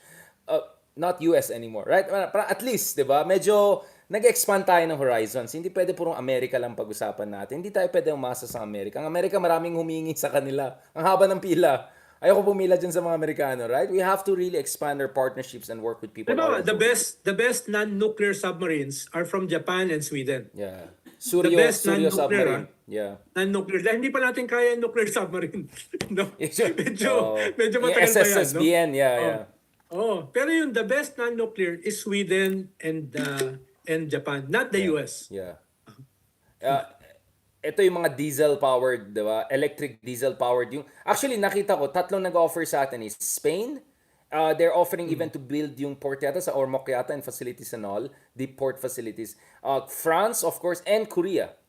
Korea also has a decent submarine capability. And I think actually Korea could be a favorite because they're already a top provider of a lot of our warships and even FA-50s natin, di ba? So, I think Korea is also one country we'll have to discuss more about. Hindi lang BTS, but their weapon systems and all, which is parang second world quality pero third world price, if I can put it that way. And down the road, eventually India. We have to talk more about India. I want to also talk about Turkey because drones of Turkey are pretty good. Among others. Yes. But ang God, hindi lang puro American pinag-usapan Halimbawa, natin. itong dumating na galing India, no? Ito, mga top of the line ito. At hindi ganun kamahal. Yung Brahmos, diba? yeah. Hindi ganun kamahal. Pero top of the line yan. Yung mga Brahmas nila, no? Pero at the same time, no, wag tayong maniwala na in 10 years kaya na nating tapatan ng China. No, again, this was never about, but that's where I'm going to push back against you, Ronald. I think that's a big misconception that this is about matching China. This is about having credible defense posture. Right? This is about deterrence. What Lee Kuan Yew called poison shrimp. You cannot be as big like other big fishes kasi you're just Singapore. But if you're a poison shrimp... Ang sinasabi ko lang, Big R, no? Kailangan ayusin natin yung ating relasyon with our neighbors. Diplomacy, no? of course. As a deterrent. Yes, I agree. Dahil hindi tayo, we cannot scale up in 100 years para tapatan yung isang superpower like Hindi China. talaga. We have to work. work. Dapat bahagi ng ating defense strategy, no? Is not only to create a middle power, military power. Kung hindi, ayusin natin ang relasyon with Indonesia, with Malaysia, no? Vietnam, very good potential, diba? With Singapore, no? Etc. No? I agree. Ang daldal natin, Shucks. I thought itong episode di ka magdaldal masyado kasi masyadong defense to, pero hindi talagang mahirap talaga. Sabi nga nila, R&R is informed and inspired. Pero hindi tayo gumawa ng sariling security company natin. R&R. Feel secure, feel happy, feel inspired. Salamat, Sir Ronald Llamas. We'll have one final short episode. Pag-usapan natin ng konti si Senator Trillanes because later this week, I'm hoping to interview him and get directly his points of view dito sa ICC, Marcos, etc. But I want to have some general discussion, not only about Senator Trillanes, but interesting figures like him who are navigating our very realigned environment. Thank you very much, Secretary Llamas. Okay, thank you very much. Ito last na to . Okay, welcome back to R&R. Isa sa mga pinaka well-watched and appreciated. Apparently, I just checked our ranking. Number 1 na ulit tayo sa political podcasts in the country. And pasok na naman tayo sa mga biggest podcast na hindi, especially hindi produced. Right? So, sobrang proud ako kasi halos walang production. Sobrang kachipangan pa rin yung ano. So, thank you so much. And ito, just to be clear, the reason I'm pointing this out is not to flex only. Is because one of the reasons, actually two of the reasons na we're back again as number 1 political podcast sa rankings is mga R&R episodes natin. Bentang-benta yung mga episodes natin na lalo Harry Roque episode natin. Mukhang malaki yung viewership natin. And of course, ang taas ng viewership dun sa podcast episode na ginawa natin earlier about yung SWS surveys on majority of Filipinos wanting a probe into drug war. It looks like many people also felt inspired by that. So salamat again for everyone who has helped us to maintain our position as one of the leading political podcasts in the country, if not, well, number 1 again right now. Thank you also to you, my co-host, Secretary Llamas. Now, etong episode pag-usama natin, very short kasi ang daldal natin siya. Last time parang one hour, naka 5 episodes tayo. Ngayon wala pang 3 episode, 2 oras na tayo. Medyo nasobrahan yata yung kape natin. What is your understanding of the realignments that are happening right now? Like, kasi napansin ko ganito, isa sa mga attacks ng mga DDS ngayon is inaakusa ang mga ex-yellow or ex-pink or whatever as being now the apologist of BBM, whatever like that. No, so among them they accuse you and me, right, of being, oh, bakit ang soft nyo kay BBM? Paano naman kami naging soft? Pinagtatawanan na nga namin yung mga videos na yun, all of that. Did we say anything good about Maharlika Fund? No. So I don't know where galing yan. But there's also a reality, Secretary Llamas. Now we have some folks associated with the opposition in the past who seem to be much more comfortable with BBM. Or rather, we have some friends openly saying we should side with BBM against Duterte. What is your take on that? Before we transition and talk about people like Senator Trillanes, who is the bete noir of Duterte, and I think that's really where his focus is. I'm not saying anything. I'm just saying it's an interesting state of affairs. Anong basa mo dito? Well, to contextualize yung sinabi mo. Si Tony Labiña kasi, si Professor Tony Labiña, no? Nung narinig niya yung mga threats ni Digong against BBM, di ba? Yung destabilization, insurrection, uprising, mutiny, coup, secession, even a hint of assassination. Ang sinasabi niya ay kung yung constitutional order ang threatened, no? Kailangan suportahan natin yung duly elected constitutional leader. No? Medyo pinackage lang niya as lesser evil, no? Na Yung dapat pagkakataon. hindi. Kaya I think maraming hindi mga naman siya lesser reactions. evil. Yeah. Kaya maraming reactions, di ba? Di ba? Kaya Right. marami nag-react. Ang sinasabi natin, ibang usapin yung natatreten yung constitutional order by something na extra-constitutional, katulad ni Duterte. Right. Di ba? Doon wala masyadong ifs and buts dyan di ba? Tututulan mo yung coup. Tututulan mo yung mutiny. No? Without necessarily supporting personally, politically, si Bongbong Marcos. No? Halimbawa, itong anniversary ng EDSA sa February 22 to 25, no? Ang magiging tema ng EDSA is anti-chacha. Sure. Na si BBM ay pro-chacha. Exactly. Ibig sabihin clearly, yung EDSA celebration is critical to BBM. Right. But not pro-digong na anti-chacha rin. Right. No? Anti-chacha pero pro-secession. Medyo magulo no, medyo magulo. Ang secession kasi mangyayari lamang sa isang CONAS. Di ba? Yun yung malinaw. Kaya huwag na natin patulan yung anti-chacha, pro-secession ni Digong. Pero ang sinasabi ko lang, halimbawa itong EDSA celebration, no? Ang tawag nila, buhay ang EDSA, will be basically anti-chacha. No? Kaya malinaw, this is critical of the government. Yeah, exactly. Diba? All of us criticize the chacha. Exactly. Critical ito sa gobyerno. Kaya yung sinasabi nila na hindi bumabanat kay BBM, ang context niyan ay dahil si Digong yung pro-China. Si Digong yung pro-AJK. Yeah. Diba? Si Digong yung pro-intelligence. Anti-constitutional. He's an anti-constitutional president. Yeah. Kaya yun yung binabanata natin. Yeah. No? Yun ang binabanata natin. Pero kung meron tayong tutol sa gobyerno, katulad nitong Maharlika, katulad nitong Chacha, nilalabas din natin with the same intensity. No? Ang And sincerity. Oh. Kasi, I'll just nakakataon stop you 1 second lang. Sorry, Kasi maraming naging opposition dyan dahil hindi binigyan ng posisyon, right? That's not a real opposition. Ito yung mga dati na ganun-ganun doon. Sa iba, ito mga nakiki-chom-choms. Find a single picture of me and Ronald na nakipag-chummy-chummy kay BBM or First Lady. Wala kayong mahanap. Okay? Excuse, kahit, di ba? Pero yung mga nagbubuljakan ngayon, ang daming lumalabas.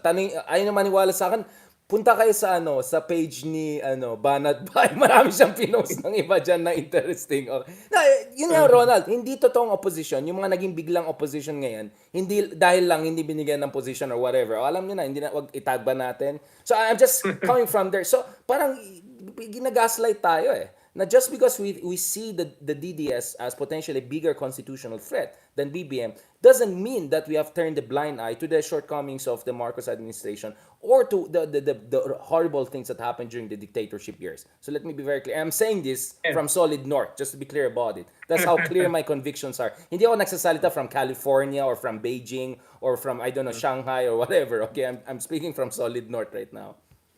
Actually, hindi man ako affected. Pero just to put it on the record, no? Para lang malinaw, no? Para yung ating mga supporters at saka detractors, malinaw, what is the term of engagement natin? Yeah. No? Pero I'm not affected by all these idiots, no? By all these scoundrels, by all these mercenary na nagpapanggap na political analysts. Mercenary, No? exactly. Huwag na nating pangalanan, no? Pero hindi ako affected sa kanila. No? Yung Di topic ka natin affected ngayon, kasi wala kang social media. Siyempre kami meron social media pagbukas ko pa lang. Wala akong Facebook, eh. wala akong Exactly. Instagram. Yan ang problema. So isara mo na yung Facebook mo para hindi ka affected. Ay, hindi. Kailangan natin number one. Kailangan ko pa rin mag-number one. Competitive ako. Joke lang, no? Kaya, halimbawa, si Sally Trillanes, no? Malinaw naman yung kanyang political position ngayon, no? Never naman niya naging kalaban si Bongbong Marcos. At tingin ko yung father naman niya ay dati ring sundalo no nag-serve dun sa tatay, no? Kaya Navy. Tsaka mas malinaw naman yung kanyang anti-Duterte, no? Pero hindi naman iba naman tayo kay Sally Trillanes. Sinusuportahan natin yung kanyang ibang advocacy sa limawa sa ICC. 'Di ba? Yun yung sinasabi ko nga publicly, dapat si BBM i-appoint na si Sani sa kanyang cabinet. Lalo na, bakante pa naman yung political affairs. Political advice. Exactly. Inisip ko yun pwede niyang Bongo, di ba? Or pwede niya, yan ang Ronald Llamas niya. Perfect. Diba? Doon na siya pumasok. No? Okay yun. Good hindi point naman yan. siya, open naman si Sani na hindi niya kalaban si BBM, no? Right. At mas marami siyang mga unities kumpara sa atin. Hindi naman siya masyadong bumabanat sa Maharlika. Hindi naman siya masyadong bumabanat sa charter change, people's initiative. So, talagang natural na dapat siya ay ma-appoint, no? Pero yung kanyang advocacy sa ICC ay natural din dahil siya yung nag-submit ng communication. Right. Yung initial communication sa ICC, siya yung nauna nagpasok. before the others. Yeah. No, nung 2017, 2018, right. No? Kaya itong ginagawa niya ngayon ay hindi dapat makulayan. Dahil dati pa niyang ginagawa yan. No? Dati pa niyang ginagawa yan. Bagaman, kung yan ay bibigyan ng tacit approval ng gobyerno, well and good. Diba? Dahil dapat gawin ng gobyerno yon. Kung hindi gagawin ng gobyerno yon, eventually, mumultuhin yung gobyerno kung hindi niya gagawin yan. Dahil ito ay one of the defining moments of this government. Right. Yung itong ICC, hindi pwede mag-cherry picking. Diba? I-invoke natin ang UNCLOS. May planong magsampa ng kaso, another case against China on environmental destruction sa West Philippine Sea. Diba? Tapos, pagdating sa ICC, we won't lift a finger. No? Yeah. Wala kaming pakialam kung i-massacre ni Digong yung mag-i-implement ng international warrant. Hindi pwede yon. Hindi pwede yon. Yun lang sinasabi natin.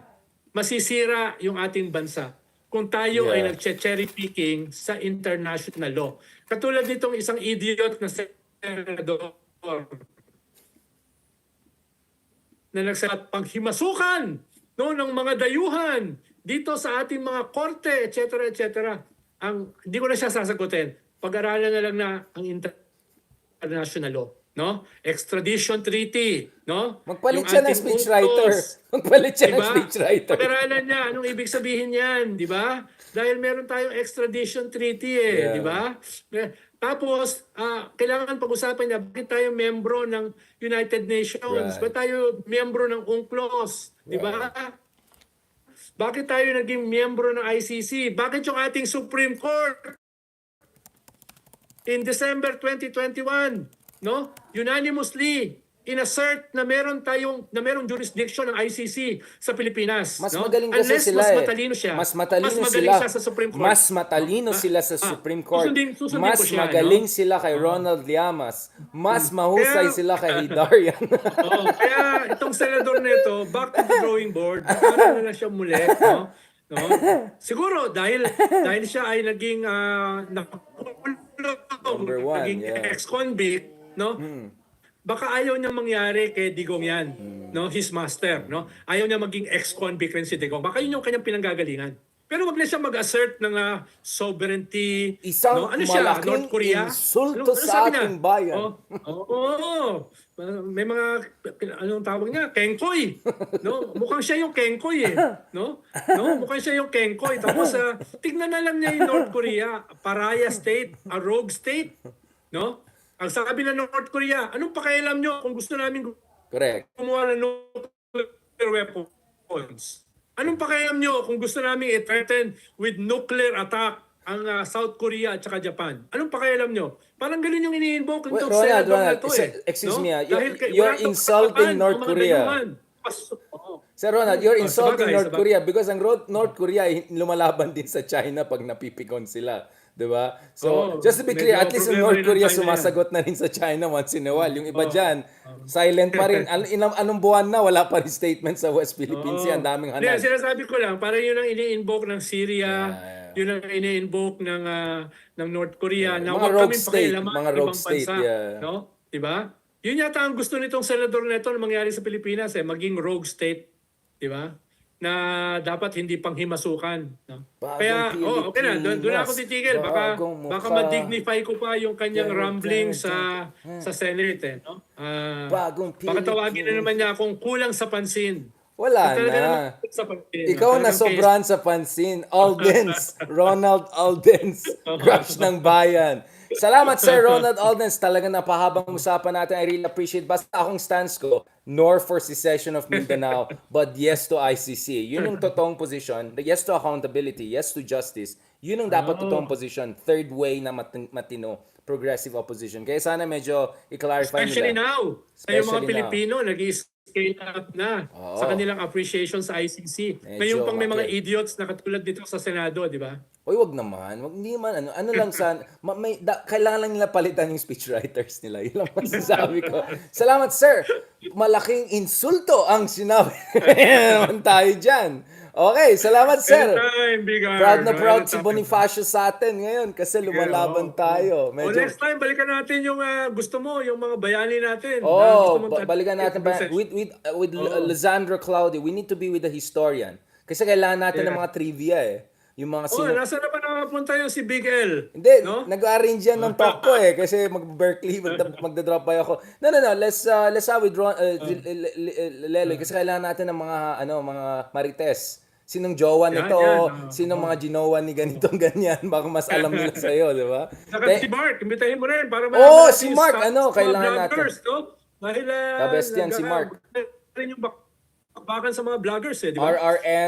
RRL, tama yan. Okay, malapit na si Banat Bayang kasama natin para mga RRB. Okay, happy Valentine's! Okay, happy Valentine's! God bless and send regards and talk to you soon. Maraming salamat again for making us #1 political podcast in the country at this per rankings. Last time I checked. Kahit wala kaming production. Kahit tatlo na lang yung nakikinig sa atin, okay lang ako. Hindi, kailangan natin marami. Kaya tayo. Maraming salamat, sir. God bless. Talk to you soon and happy Valentine's. At katulad ng sinabi ni BBM, self-love. Kailangan mo mag-bench press, okay? Kayain naman natin si Bossing. God bless po. Thank you. Okay. Yeah. Sasama ba natin? Ay, wait. Hindi pa na off the mic. Thank you very much, guys. Maraming salamat. Talk to you soon. Sorry, medyo habol kami sa family event. And pasensya na. Thank you again sa mga sumuporta sa atin. God bless. And subscribe to please subscribe to our YouTube, subscribe to our TikTok 007 Richard Hidarian, and subscribe to Facebook Richard for on the Hidarian. Thank you very much. And kung gusto niyo mag-Twitter, andun tayong lahat. Salamat, Bardagulan and R&R, and talk to you soon. And God willing, soon pagkausapin naman natin si Senator Trillanes. Marami tayong mga marites na pag-usapan. Talk to you soon.